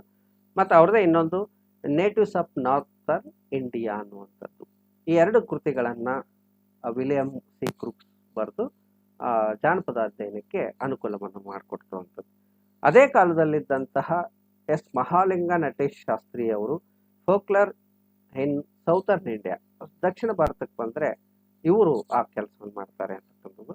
ಇಂಡಿಯನ್ ಫೋಕ್ ಟೈಲ್ಸ್ ಅನ್ನುವಂಥದ್ದು 1900ರಲ್ಲಿ ಪ್ರಕಟ ಆಗ್ತವೆ. ಇವು ಸ್ವಾತಂತ್ರ್ಯ ಸಿಗೋದಕ್ಕಿಂತ ಪೂರ್ವದಲ್ಲಿ ಅಥವಾ ರಾಷ್ಟ್ರೀಯತೆಯ ಉದಯ, ನಮ್ಮ ಸ್ವಾತಂತ್ರ್ಯ ಹೋರಾಟ ಪ್ರಾರಂಭವಾಗುವಕ್ಕಿಂತ ಪೂರ್ವದಲ್ಲಿ ನಡೆದಂತಹ ಸಂಗ್ರಹ ಕಾರ್ಯಗಳು ಅನ್ನುವಂಥದ್ದು. ಇನ್ನು ಮುಂದುವರೆದು ಬಹಳಷ್ಟು ಜನ ಇದ್ದಾರೆ. ರಾಬಿನ್ಸನ್ ಎಡ್ವರ್ಡ್ ಡೇವಿಡ್ಸ್ ಅನ್ನುವಂಥದ್ದು tales and poems of south India, George A Grierson linguistic survey of India ಅನ್ನುವಂಥದ್ದು, John F.A. McNair and Thomas Lambert Barlow's ಅನ್ನುವಂಥದ್ದು ಓರಲ್ ಟ್ರೆಡಿಷನ್ ಫ್ರಮ್ ಇಂಡಸ್ ಅನ್ನುವಂಥ ಕೃತಿಯಾಗಿರ್ಬೋದು. Comprised to tales to which are added explanatory notes ಅನ್ನುವಂಥ ಕೃತಿ ಇರ್ಬೋದು. ಅದನಂತರ E.M. Gordon's ಅಂತಕ್ಕಂಥವ್ರು India folk tales being side light on the village life of Bilaspur Central Provinces ಅನ್ನುವಂಥದ್ದು 1908ರಲ್ಲಿ ಪ್ರಕಟ ಆಗಿರುವಂಥದ್ದು. ಸಿಸಿಲ್ ಹೆನ್ರಿ ಬೊಂಪಾಸ್ ಅನ್ನುವಂಥದ್ದು folklore of the Santhal Bihar ಮತ್ತು ಒರಿಸ್ಸಾದಲ್ಲಿ ಸಂತಾಲ್ರು ಬರ್ತಾರಲ್ಲ, ಸಂತಾಲ್ ಪರ್ಗಾನ್ಸ್ ಅನ್ನುವಂಥದ್ದು ಪರ್ಗಣಾಸ್. ಈ ಪರ್ಗಣ ಅನ್ನೋದು ಒಂದು ಜಿಲ್ಲೆ ಪಶ್ಚಿಮ ಬಂಗಾಳದಲ್ಲಿ ಬರುತ್ತೆ. ಈ ಸಂತಾಲ್ರು ಬಿಹಾರ ಮತ್ತು ಪಶ್ಚಿಮ ಬಂಗಾಳದಲ್ಲಿ ಇರುವಂಥ ಬುಡಕಟ್ಟು ಜನಾಂಗ, ಅವ್ರ ಬಗ್ಗೆ ಅಧ್ಯಯನವನ್ನು ಮಾಡಿದಂಥವ್ರು ಅವರು. ಇನ್ನು R.C. ಟೆಂಪಲ್ ಇಂಡಿಯಾ ಇನ್ 1880 ಅನ್ನುವಂಥ ಕೃತಿ, men and events of my time in India ಅನ್ನುವಂಥದ್ದು. ಈ R.C. ಟೆಂಪಲ್ಲು ಅಂಡಮಾನ್ ನಿಕೋಬಾರಲ್ಲಿ ICS ಅಧಿಕಾರಿ ಆದಂಥವರು. ತದನಂತರ ಏಷ್ಯಾಟಿಕ್ ಬೆಂಗಾಲ್ ಆಫ್ ಸೊಸೈಟಿಗೆ ನಿರಂತರವಾಗಿ ಲೇಖನಗಳನ್ನು ಬರೆಯುವಂಥವರು R.C. ಟೆಂಪಲ್ ಆಗಿದ್ರು ಅನ್ನುವಂಥದ್ದು. ಸೊ ಇವರೆಲ್ಲರೂ ಕೂಡ ಮಿಷನರಿಗಳ ಹಂತದಲ್ಲಿ ಕೆಲಸವನ್ನ ಮಾಡಿದ್ದಾರೆ ಎನ್ನುವಂಥದ್ದು. ಇದಾದ ನಂತರ ಬ್ರಿಟಿಷ್ ಅಧಿಕಾರಿಗಳ ಈ ಸಂಗ್ರಹ ಕಾರ್ಯ ಇದೆಯಲ್ಲ, ಇದು ನಮ್ಮ ಭಾರತೀಯರ ಮೇಲೆ ಪ್ರಭಾವವನ್ನು ಬೀರುತ್ತೆ. ಅದೇ ವರ್ಷತ್ತಿಗೆ ನಮ್ಮ ದೇಶದಲ್ಲಿ ಸ್ವಾತಂತ್ರ್ಯ ಹೋರಾಟ ಬಂದಿರುತ್ತೆ. ಹೊಸದಾಗಿ ನಮ್ಮ ದೇಶದ ಬಗ್ಗೆ ದೇಶಾಭಿಮಾನ, ನಮ್ಮ ಸಂಸ್ಕೃತಿಯ ಬಗ್ಗೆ ಅಭಿಮಾನ, ನಮ್ಮ ಜಾನಪದದ ಬಗ್ಗೆ ಅಭಿಮಾನ, ಈಗ ನಮ್ಮ ದೇಶ ಅಂತ ಬಂದಾಗ ನಮ್ಮ ದೇಶಕ್ಕೆ ಸಂಬಂಧಪಟ್ಟ ಎಲ್ಲದರ ಬಗ್ಗೆ ಅಭಿಮಾನ ಅನ್ನೋದು ಸಹಜವಾಗಿತ್ತು. ಇದು ಅನೇಕ ಭಾರತೀಯ ಒಂದು ವಿದ್ವಾಂಸರನ್ನ ಆಸಕ್ತಿಯನ್ನು ಕೆರಳಿಸ್ತು. ಅವರು ಕೂಡ ಸಂಗ್ರಹ ಕಾರ್ಯ ಮತ್ತು ಅಧ್ಯಯನವನ್ನ ಪ್ರಾರಂಭ ಮಾಡಿದರು ಅನ್ನೋದನ್ನ ನೋಡ್ತೀವಿ. ಸೊ ಅದ್ರಾಗ ನಮಗೆ ಬಹಳ ಮುಖ್ಯವಾಗಿ ಲಕ್ಷ್ಮೀನಾಥ್ ಬೇಜ್ಬರುಹಾಸ್ ಅವ್ರದ್ದು ಅಸ್ಸಾಂನಲ್ಲಿ ಇದ್ದಂಥದ್ದು ಬುರ್ಹಿ ಆರು ಸಾಧು ಅಂತ, ಆರು ಅಂದ್ರೆ ಮತ್ತು ಅಂತ, ಬುರಿ ಹರು ಸಾಧು ಅನ್ನುವಂಥದ್ದು.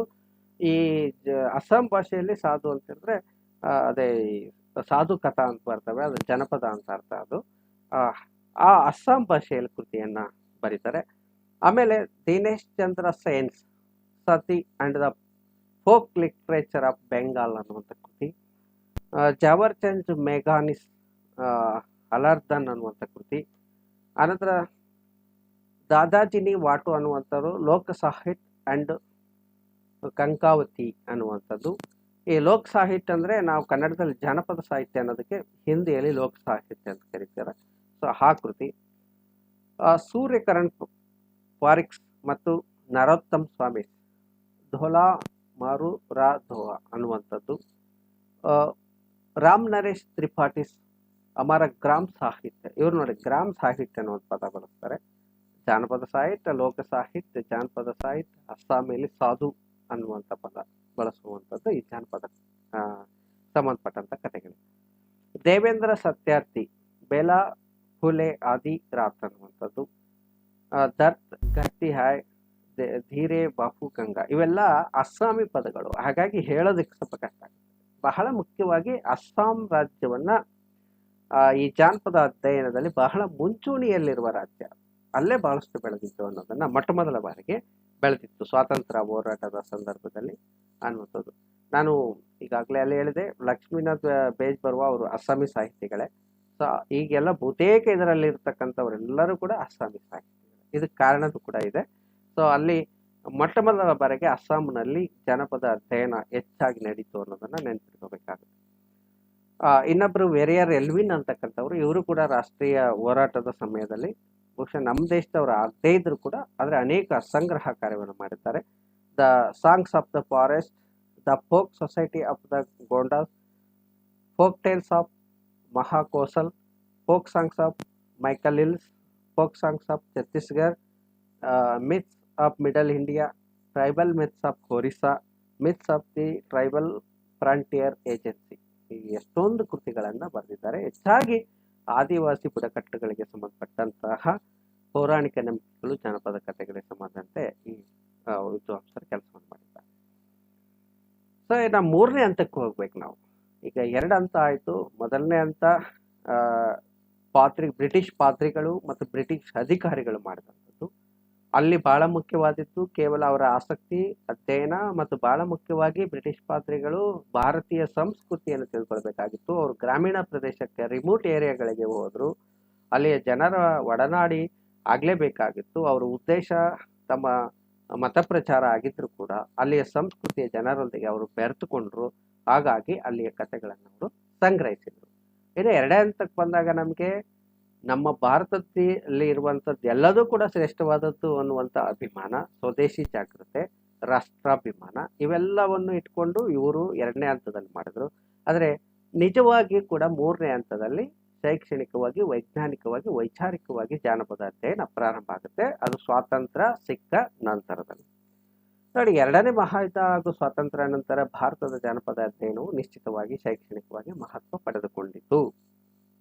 ಸೊ ಈ ಎರಡನೇ ಮಹಾಯುದ್ಧ ಆದ ನಂತರ ಅನೇಕ ಶಾಸ್ತ್ರಗಳ ಬೆಳವಣಿಗೆ ಬಹಳ ಬೇಗ ಆಗುತ್ತೆ. ಸಮಾಜಶಾಸ್ತ್ರ ಇರಲಿ, ಇನ್ನೊಂದಿರಲಿ, ಎಲ್ಲರೂ ಕೂತ್ಕೊಂಡು ಮಾನವನ ಒಂದು ಏನಿದೆಯಲ್ಲ, ಈ ಮಾನವನ ಕಲ್ಯಾಣಕ್ಕೆ ಈ ಶಾಸ್ತ್ರಗಳು ಏನು ಅನ್ನೋದಕ್ಕೆ ಬಹಳ ಗಂಭೀರವಾಗಿ ಚಿಂತನೆ ನಡೆಯುತ್ತೆ. ಆ ಯುದ್ಧ ಅಷ್ಟು ಪರಿಣಾಮವನ್ನು ಮಾಡ್ತು. ಏನಾದರೂ ಮಾಡಿ ಈ ಭೂಮಿಯನ್ನು ಉಳಿಸ್ಕೊಳ್ಬೇಕು ಅನ್ನುವಂತಹ ಮನಸ್ಥಿತಿ ಬಹಳಷ್ಟು ಜನಕ್ಕೆ ಬಂತು. ಯುದ್ಧವನ್ನ ತಪ್ಪಿಸ್ಬೇಕಾಗಿತ್ತು ಅನ್ನುವಂಥದ್ದು. ಹಾಗಾಗಿ ಅನೇಕ ಇಂಥ ಶಾಸ್ತ್ರಗಳು ಮನುಷ್ಯನಕ್ಕೆ ಸಂಬಂಧಪಟ್ಟ ಚಟುವಟಿಕೆಗಳಿಗೆ ಸಂಬಂಧಪಟ್ಟ ಅಧ್ಯಯನಗಳು ಬಹಳ ನಡೆದು ಅದರಲ್ಲಿ ಜನಪದ ಕೂಡ ಒಂದು ಅನ್ನುವಂಥದ್ದು. ಆ ನೋಡೋಣ, ಮೊಟ್ಟ ಮೊದಲ ಬಾರಿಗೆ ಸ್ವಾತಂತ್ರ್ಯ ಸಿಕ್ಕ ನಂತರ 1961ರಲ್ಲಿ ಗೌಹಾಟಿ ವಿಶ್ವವಿದ್ಯಾಲಯ ಅಸ್ಸಾಂ ಅಲ್ಲಿ ಇದ್ದಂತ ಬಿರಿಂಚಿ ಕುಮಾರ್ ಬರುವಾ ಅನ್ನುವಂಥವ್ರು, ಇವರು ಅಸ್ಸಾಮರ್ ವೈಜ್ಞಾನಿಕವಾಗಿ ಶೈಕ್ಷಣಿಕವಾಗಿ ಏನಂತ ಹೇಳಿದ್ರೆ ಅಧ್ಯಯನವನ್ನ ಜಾನಪದ ಅಧ್ಯಯನವನ್ನ ಕೈಗೊಂಡ್ರು ಅನ್ನುವಂಥದ್ದು. A cultural history of Assam, temples and legends of Assam ಅನ್ನುವಂಥ ಕೃತಿಗಳನ್ನು ಬರೆದ ಬಿರಿಂಚಿ ಕುಮಾರ್ ಬರುವಾ ಅನ್ನುವರು ವೈಜ್ಞಾನಿಕವಾಗಿ ಪ್ರಾರಂಭ ಮಾಡಿದ್ರು ಅಂತ ನೋಡ್ತೀವಿ. ನಮ್ಮ ಕನ್ನಡದವರು ಮೈಸೂರಿನವರಾದಂತಹ ಎ.ಕೆ. ರಾಮಾನುಜನ್ ಕೂಡ ಇವರು ಸಾಹಿತಿಗಳು, ನಿಮಗೆಲ್ಲ ಗೊತ್ತಿರಬೇಕು, ಸಾಹಿತಿಗಳಾಗೂ ಕೂಡ ಪರಿಚಿತರು. ಒಕ್ಕಳಲ್ಲಿ ಹೂವಿಲ್ಲ ಅನ್ನುವಂಥದ್ದು ಬಹಳ ಶ್ರೇಷ್ಠ ಕೃತಿಯನ್ನು ಬರೆದಂಥ ಅವರು ಜನಪದದಲ್ಲಿ ಆಸಕ್ತಿಯನ್ನು ವಹಿಸಿದಂಥವರು. ಅವರ ಗಾದೆಗಳು ಅನ್ನುವಂಥ ಕೃತಿ ಸಂಗ್ರಹಿಸ್ತಾರೆ, ಅದನ್ನ ವೈಜ್ಞಾನಿಕವಾಗಿ ವಿಶ್ಲೇಷಣೆಯನ್ನು ಕೂಡ ಮಾಡ್ತಾರೆ. ಫೋಕ್ ಟೇಲ್ಸ್ ಫ್ರಮ್ ಇಂಡಿಯಾ ಅನ್ನೋದು ಅವ್ರದ್ದು ಬಹಳ ಶ್ರೇಷ್ಠವಾದ ಕೃತಿ. ಇನ್ನೊಂದು oral tales from 20 Indian language ಅನ್ನುವಂಥದ್ದು, ಬೇರೆ ಬೇರೆ 20 ಭಾರತದ ಭಾಷೆಗಳಲ್ಲಿರುವ ಕಥೆಗಳನ್ನು ಸಂಗ್ರಹಿಸಿ ಈ ಕೃತಿಯನ್ನು ಮಾಡ್ತಾರೆ. ಸೊ ಹಾಗಾಗಿ ಇವರ ಒಂದು ಶೈಕ್ಷಣಿಕ ವಿವೇಚನೆ, ಶಾಸ್ತ್ರೀಯ ವಿವೇಚನೆ ಕೂಡ ಇದೆ ಜಾನಪದದಲ್ಲಿ. Prafulla Datta Goswami, folk literature of Assam, ballads and tales of Assam, essays on the folklore and culture of north east India, Bihu songs of Assam. ಆಮೇಲೆ ಜವಾಹರ್ಲಾಲ್ ಹ್ಯಾಂಡು ಅನ್ನುವಂಥವರು Indian folklore in the changing world, folklore in modern India, folklore and discourse ಅನ್ನುವಂಥ ಶ್ರೇಷ್ಠ ಕೃತಿಗಳನ್ನು ನಡೆಸ್ತಾರೆ. ಇನ್ನೂ ಬಹಳಷ್ಟು ಜನ ವಿದ್ವಾಂಸರಿದ್ದಾರೆ. ಇಷ್ಟನ್ನಾದರೂ ಕೂಡ ನಾವು ಸ್ವಲ್ಪ ಮಾಹಿತಿಯನ್ನ ಈ 3ನೇ ಹಂತದಲ್ಲಿ ತಿಳ್ಕೊಳ್ಬೇಕಾಗುತ್ತೆ.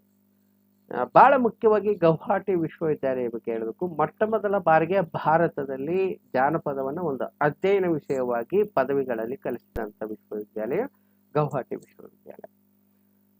ಅದಕ್ಕೂ ಅಲ್ಲಿ ಒಂದು ಫೋಕ್ಲೋರ್ ಆರ್ಚಿವ್ ಅಂತಕ್ಕಂಥದ್ದನ್ನ ಮೊದಲು ವಿಭಾಗವನ್ನು ತೆಗಿತಾರೆ. ಅದ ನಂತರ ಅದು department of tribal culture and folklore research ಅಂತೇಳಿ ಅದನ್ನ ಆಮೇಲೆ ಬದಲಾಯಿಸ್ತಾರೆ. ಸೊ ಭಾರತದಲ್ಲಿ ಜಾನಪದ ಅಧ್ಯಯನ ಕೈಗೊಂಡ ಮೊದಲ ವಿಶ್ವವಿದ್ಯಾಲಯ ಗೌಹಾಟಿ ವಿಶ್ವವಿದ್ಯಾಲಯ. ಇನ್ನು ದಕ್ಷಿಣ ಭಾರತಕ್ಕೆ ಬಂದ್ರೆ, ಅರ್ಧ ಈ ಕಡೆ ಬಂದ್ರೆ ನಾವು ಹೆಮ್ಮೆ ಪಟ್ಕೋಬೇಕು, ಕರ್ನಾಟಕದವರು ದಕ್ಷಿಣ ಭಾರತದಲ್ಲಿ ಜಾನಪದ ಅಧ್ಯಯನವನ್ನು ಕೈಗೊಂಡ ಮೊದಲ ವಿಶ್ವವಿದ್ಯಾಲಯ ನಮ್ಮ ಕರ್ನಾಟಕದ್ದೇ. ಅದು ಯಾವುದಂತಂದ್ರೆ ಮೈಸೂರು ವಿಶ್ವವಿದ್ಯಾನಿಲಯ ಅನ್ನುವಂಥದ್ದು. ಇಡೀ ದಕ್ಷಿಣ ಭಾರತದಲ್ಲಿ ತಮಿಳುನಾಡು, ಆಂಧ್ರ, ಕರ್ನಾಟಕ ಮತ್ತು ಮಹಾರಾಷ್ಟ್ರ, ಈ ಕಡೆ ಕೇರಳ ತಗೊಂಡ್ರೆ ಅದರಲ್ಲಿ ಮೊಟ್ಟ ಮೊದಲ ಬಾರಿಗೆ ನಮ್ಮ ಕರ್ನಾಟಕದ, ಅದರಲ್ಲೂ ಮೈಸೂರು ವಿಶ್ವವಿದ್ಯಾನಿಲಯ ಮೊದಲ ಬಾರಿಗೆ ಜಾನಪದ ಅಧ್ಯಯನವನ್ನು ಮಾಡುತ್ತೆ. ಇದುವರೆಗೂ ಭಾರತದಲ್ಲಿ ನಡೆದಂಥ, ವಿಶ್ವದಲ್ಲಿ ನಡೆದಂಥ, ಭಾರತದಲ್ಲಿ ನಡೆದಂಥ ಈ ಜಾನಪದ ಅಧ್ಯಯನದ ಬೆಳವಣಿಗೆಯನ್ನು ನಾವು ನೋಡಿದ್ವಿ ಅನ್ನುವಂಥದ್ದು. ಕರ್ನಾಟಕ ಜನಪದ ಸಾಹಿತ್ಯ ಮತ್ತು ಕಲೆಯಲ್ಲಿ ಇದನ್ನ ಯಾಕೆ ನೋಡ್ಬೇಕು ಅಂತಂದ್ರೆ, ಇದು ಕೇವಲ ಒಳನೋಟಗಳು. ಹೇಗೆ ಜನಪದ ಅಂದ್ರೆ ಏನು, ಜನಪದದ ಲಕ್ಷಣಗಳೇನು, ಅದು ಹೇಗೆ ಬೆಳವಣಿಗೆ ಆಯಿತು, ಅದು ಅಧ್ಯಯನ ಮಾಡ್ಕೊಂಡು ಬಂದವರು ಯಾರು, ಇದರ ಬಗ್ಗೆ ಸ್ವಲ್ಪ ಮಾಹಿತಿಯನ್ನು ನಾವು ತಿಳ್ಕೊಂಡಿದ್ದೀವಿ ಅನ್ನುವಂಥದ್ದು. ಇನ್ನು ಪ್ರಶ್ನೆಗಳನ್ನು ನೋಡೋಣ. ಬಹು ಆಯ್ಕೆ ಪ್ರಶ್ನೆಗಳು. ಇಂಡೋ ಯುರೋಪಿಯನ್ ಸಿದ್ಧಾಂತಕ್ಕೆ ಪ್ರೇರಣೆ ನೀಡಿದ ವಿದ್ಯಮಾನ ಯಾವುದು ಅಂತಂದ್ರೆ, ನಾನು ಈಗಾಗಲೇ ಹೇಳಿದೆ, ಭಾಷಾ ವರ್ಗೀಕರಣ ಸಿದ್ಧಾಂತ ಅನ್ನುವಂಥದ್ದು. ನೋಡೋಣ. ಭಾಷಾ ವರ್ಗೀಕರಣ ಸಿದ್ಧಾಂತನೇ ಈ ಒಂದು ಸಿದ್ಧಾಂತಕ್ಕೆ ಮೂಲ ಪ್ರೇರಣೆ ಆಗುತ್ತೆ, ಇಂಡೋ ಯುರೋಪಿಯನ್ ಸಿದ್ಧಾಂತಕ್ಕೆ. ಭಾರತೀಯ ಮೂಲ ಸಿದ್ಧಾಂತದ ಪ್ರತಿಪಾದಕರು ಯಾರು ಅಂತ ಹೇಳಿದ್ರೆ ಥಿಯೋಡರ್ ಬೆನ್ಪೆ ಎನ್ನುವಂಥದ್ದು. ಪಳೆಯುಳಿಕೆಗಳ ಸಿದ್ಧಾಂತ ಎಂದು ಕರೆಯಲಾಗುವ ಸಿದ್ಧಾಂತ, ಅದಕ್ಕೆ 3 ಹೆಸರಿದಾವೆ ಅಂತ ಹೇಳಿದೆ. ಪಳೆಯುಳಿಕೆಗಳ ಸಿದ್ಧಾಂತ, ಇನ್ನೊಂದು ಮಾನವಶಾಸ್ತ್ರೀಯ ಸಿದ್ಧಾಂತ, ಮತ್ತೊಂದು ಬಹು ಮೂಲವಾದ ಅನ್ನುವಂಥದ್ದು. ನೋಡೋಣ, ಮಾನವಶಾಸ್ತ್ರೀಯ ಸಿದ್ಧಾಂತ. ಮಾನವಶಾಸ್ತ್ರೀಯ ಸಿದ್ಧಾಂತದ ಪ್ರತಿಪಾದಕರು ಆಂಡ್ರೂ ಲ್ಯಾಂಗ್. ಫ್ಯಾಮಿಲಿ ಟೈಲ್ ಕೃತಿಯ ಮೂಲಕ ಜಾನಪದ ಅಧ್ಯಯನಕ್ಕೆ ನಾಂದಿ ಹಾಡಿದವರು, ಪ್ರಾರಂಭಿಸಿದವರು ಈಗಾಗಲೇ ನಿಮ್ಗೆ ಗೊತ್ತಿದೆ, ಗ್ರಿಮ್ ಸಹೋದರರು. ಮತ್ತೆ ನೀವು ಇಲ್ಲಿ ಬಹಳಷ್ಟು ಏನಂತಂದ್ರೆ ಗೊಂದಲ ಮಾಡ್ಕೋಬಾರ್ದು. ಜಾನಪದ ಅಧ್ಯಯನ ಪ್ರಾರಂಭಿಸಿದವರು ಗ್ರಿಮ್ ಸಹೋದರರು. ಆದರೆ ಜಾನಪದ ಎನ್ನುವ ಪದವನ್ನು ಬಳಸಿದವರು WJ ಥಾಮ್ಸ್ ಅನ್ನೋದು ನೆನಪಿರಬೇಕು. ಜಾನಪದ ಅಧ್ಯಯನ ಬಗ್ಗೆ ಇರುವ ಸಿದ್ಧಾಂತಗಳಲ್ಲಿ ಹೆಚ್ಚು ವೈಜ್ಞಾನಿಕ ಅಂತೇಳಿ ಸದ್ಯಕ್ಕೆ ಗುರುತಿಸಲ್ಪಟ್ಟಿರುವಂಥದ್ದು ಈಗಾಗಲೇ ಹೇಳಿದಂತೆ ನಾವು ಯಾವುದಂತ ಹೇಳಿದ್ರೆ ಚಾರಿತ್ರಿಕ ಭೌಗೋಳಿಕ ಸಿದ್ಧಾಂತ. ಚಾರಿತ್ರಿಕ ಭೌಗೋಳಿಕ ಸಿದ್ಧಾಂತವನ್ನು ಈ ಹೆಸರಿನಿಂದಲೂ ಕರೆಯಲಾಗಿದೆ. ಫಿನ್ನಿಶ್ ಸಿದ್ಧಾಂತ ಅಂತ ಕೂಡ ಕರೀತಾರೆ. ಯಾಕಂದ್ರೆ ಫಿನ್ಲ್ಯಾಂಡ್ ಅಲ್ಲಿ ಅದು ಮೊಟ್ಟ ಮೊದಲ ಬಾರಿಗೆ ಹುಟ್ಟಿ ಬಂತು, ಬೆಳವಣಿಗೆ ಬಂತು. ಆ ಕಾರಣಕ್ಕೆ ಯಾವ ಹೊಂದಾಣಿಕೆ ತಪ್ಪಾಗಿದೆ? ಮಾನವಶಾಸ್ತ್ರೀಯ ಸಿದ್ಧಾಂತ ಆಂಡ್ರಲ್ಯಾಂಗ್, ಭಾರತೀಯ ಮೂಲ ಸಿದ್ಧಾಂತ ಥಿಯೋಡರ್ ಬೆನ್ಪೆ ಸರಿಯಾಗಿದೆ. ಚಾರಿತ್ರಿಕ ಭೌಗೋಳಿಕ ಸಿದ್ಧಾಂತ ಗ್ರಿಮ್ ಸಹೋದರರು ಇದು ತಪ್ಪಾಗಿದೆ. ಯಾಕಂದ್ರೆ ಚಾರಿತ್ರಿಕ ಭೌಗೋಳಿಕ ಸಿದ್ಧಾಂತವನ್ನ ಜೂಲಿಯಸ್ ಕ್ರಾನ್ ಮತ್ತು ಕಾರ್ಲೆ ಕ್ರಾನ್ ಅನ್ನುವಂತ ಇಬ್ಬರು ಸಹೋದರರು ಮಾಡ್ತಾರೆ ಅನ್ನುವಂಥದ್ದು. ಹಾಗಾದ್ರೆ ಗ್ರಿಮ್ ಸಹೋದರರು ಯಾವ ಸಿದ್ಧಾಂತ ಅಂದ್ರೆ ಭಾಷಾಶಾಸ್ತ್ರೀಯ ಸಿದ್ಧಾಂತ ಅನ್ನುವಂಥದ್ದನ್ನ ನೋಡ್ತೀವಿ. ಕುಲದೇವತಾ ಮೂಲ ಸಿದ್ಧಾಂತ ಇದು ಕರೆಕ್ಟ್ ಆಗಿದೆ, ಆರ್ನಾಲ್ಡ್ ವ್ಯಾನ್ ಗಿನಪ್ ಅನ್ನುವಂಥದ್ದು ಸರಿಯಾದ. ಇಂಡಿಯಾ ಇನ್ 1880 ಈ ಕೃತಿಯ ಕರ್ತೃ RC Temple, George Grierson, William Crooke, Stith Thompson ಅನ್ನುವಂಥದ್ದು ಸರಿಯಾದ ಉತ್ತರ. RC ಟೆಂಪಲ್ ಅನ್ನುವಂಥದ್ದು ಸರಿಯಾದ ಉತ್ತರವಾಗಿದೆ. ಭಾರತದಲ್ಲಿ ಮೊಟ್ಟ ಮೊದಲ ಯಾವ ವಿಶ್ವವಿದ್ಯಾಲಯ ಈತಗನೆ ಹೇಳಿದೆ? ಅದು ಗೌಹಾಟಿ ವಿಶ್ವವಿದ್ಯಾಲಯ, ಅಸ್ಸಾಂ. 1955ರಲ್ಲಿಯೇ ಗಾದೆಗಳು ಕೃತಿಯಲ್ಲಿ ಕನ್ನಡ ಗಾದೆಗಳನ್ನು ವೈಜ್ಞಾನಿಕವಾಗಿ ಸಂಗ್ರಹಿಸಿ ವಿವರ ನೀಡಿದವರು Charles Grierson, colonel Tod, V K Ramanujan, reverend Martin K Ramanujan ಅನ್ನುವಂಥದ್ದು. ದಕ್ಷಿಣ ಭಾರತದಲ್ಲಿ ಜಾನಪದ ಪಠ್ಯವನ್ನು ಅಧ್ಯಯನ ಶಿಸ್ತಾಗಿ ಮಾಡಿದ ಮೊದಲ ವಿಶ್ವವಿದ್ಯಾಲಯ ಈಗಾಗಲೇ ನಿಮಗೆ ತಿಳಿಸುತ್ತೆ ದಕ್ಷಿಣ ಭಾರತ ಇದು ಭಾರತದಲ್ಲಿ ಅಲ್ಲ, ದಕ್ಷಿಣ ಭಾರತದಲ್ಲಿ ಮೈಸೂರು ವಿಶ್ವವಿದ್ಯಾಲಯ. ಭಾರತದಲ್ಲಿ ಮೊದಲು ಮಾಡಿದಂಥ ಅದು ಗೌಹಟಿ, ಅದು 1955ರಲ್ಲಿ. ನಮ್ಮ ಮೈಸೂರು ವಿಶ್ವವಿದ್ಯಾಲಯ 1966ರಲ್ಲಿ. ಬಹುತೇಕ 11 ವರ್ಷ 10 ವರ್ಷ ಆದಮೇಲೆ ನಮ್ಮ ವಿಶ್ವವಿದ್ಯಾಲಯದವರು ಮಾಡಿದ್ದಾರೆ ಮೈಸೂರು. ಸೊ ವಿದ್ಯಾರ್ಥಿಗಳೇ, ನಾನು ಈ ಒಂದು ವಿಡಿಯೋವನ್ನು ತಯಾರು ಮಾಡೋದಕ್ಕೆ ಬಳಸ್ಕೊಂಡಂಥ ಆಧಾರ ಗ್ರಂಥಗಳು, ಪರಾಮರ್ಶನ ಗ್ರಂಥಗಳು ಜಾನಪದ ಸ್ವರೂಪ ಆಮನಾಯಕ್ ಅವ್ರದ್ದು, ಜಾನಪದ ಅಧ್ಯಯನ ದೇಜಗೌ ಅವ್ರದ್ದು, ಮಲ್ಲಿಗೆ ದಂಡೆ ಅಲಸಂಗಿ ಗೆಳೆಯರದು, ಗರತಿಯ ಹಾಡು ಅಲಸಂಗಿ ಗೆಳೆಯರದು, ಜನಪದ ಸಾಹಿತ್ಯ ರೂಪಗಳು ರಾಮೇಗೌಡ ಅವ್ರದ್ದು, ಕನ್ನಡ ಜಾನಪದ ಪ್ರಜ್ಞೆ ಡಾಕ್ಟರ್ ವೀರಣ್ಣ ದಂಡೆ ಅವ್ರದ್ದು, ಜಾನಪದ ದೇಶಿ ಸಿದ್ಧಾಂತ ಮತ್ತು ಪ್ರಯೋಗ EC ರಾಮಚಂದ್ರೇಗೌಡ ಅವ್ರದ್ದು, ಶೋಧ ಗಂಗಾ ಅನ್ನುವಂಥ ವೆಬ್ಸೈಟ್ ನಲ್ಲಿ ಓಪನ್ ಮಾಡಿದ್ರೆ ಶೋಧ ಗಂಗಾ ಅಂತ ಮಾಡಿದ್ರೆ ಅಲ್ಲಿ ಬರುತ್ತೆ. ಅಲ್ಲಿ PhDಗೆ ಅಂತಂದ ಕೊಟ್ಟಂತ ಅನೇಕ ಪೇಪರ್ಗಳು ಸಿಗುತ್ತೆ. ಅವನ್ನು ಕೂಡ ಇಲ್ಲಿ ನಾನು ಅಧ್ಯಯನ ಮಾಡಿದೆ. ಈ ಜ್ಞಾನಕೋಶ ಮತ್ತು ವಿಕಿಪೀಡಿಯಾ ಇವುಗಳ ನೆರವನ್ನ ಪಡ್ಕೊಂಡಿದ್ದೀನಿ. ಮತ್ತೆ ಏನಾದರೂ ಕೂಡ ಇದ್ರೆ ಮುಂದಿನ ಇದರಲ್ಲಿ ಕಾಮೆಂಟ್ ಮುಖಾಂತರ ನೀವು ತಿಳಿಸಿ ನಾವು ಒಂದು ಚರ್ಚೆಯನ್ನು ಮುಂದುವರ್ಸೋಣ. ಧನ್ಯವಾದಗಳು.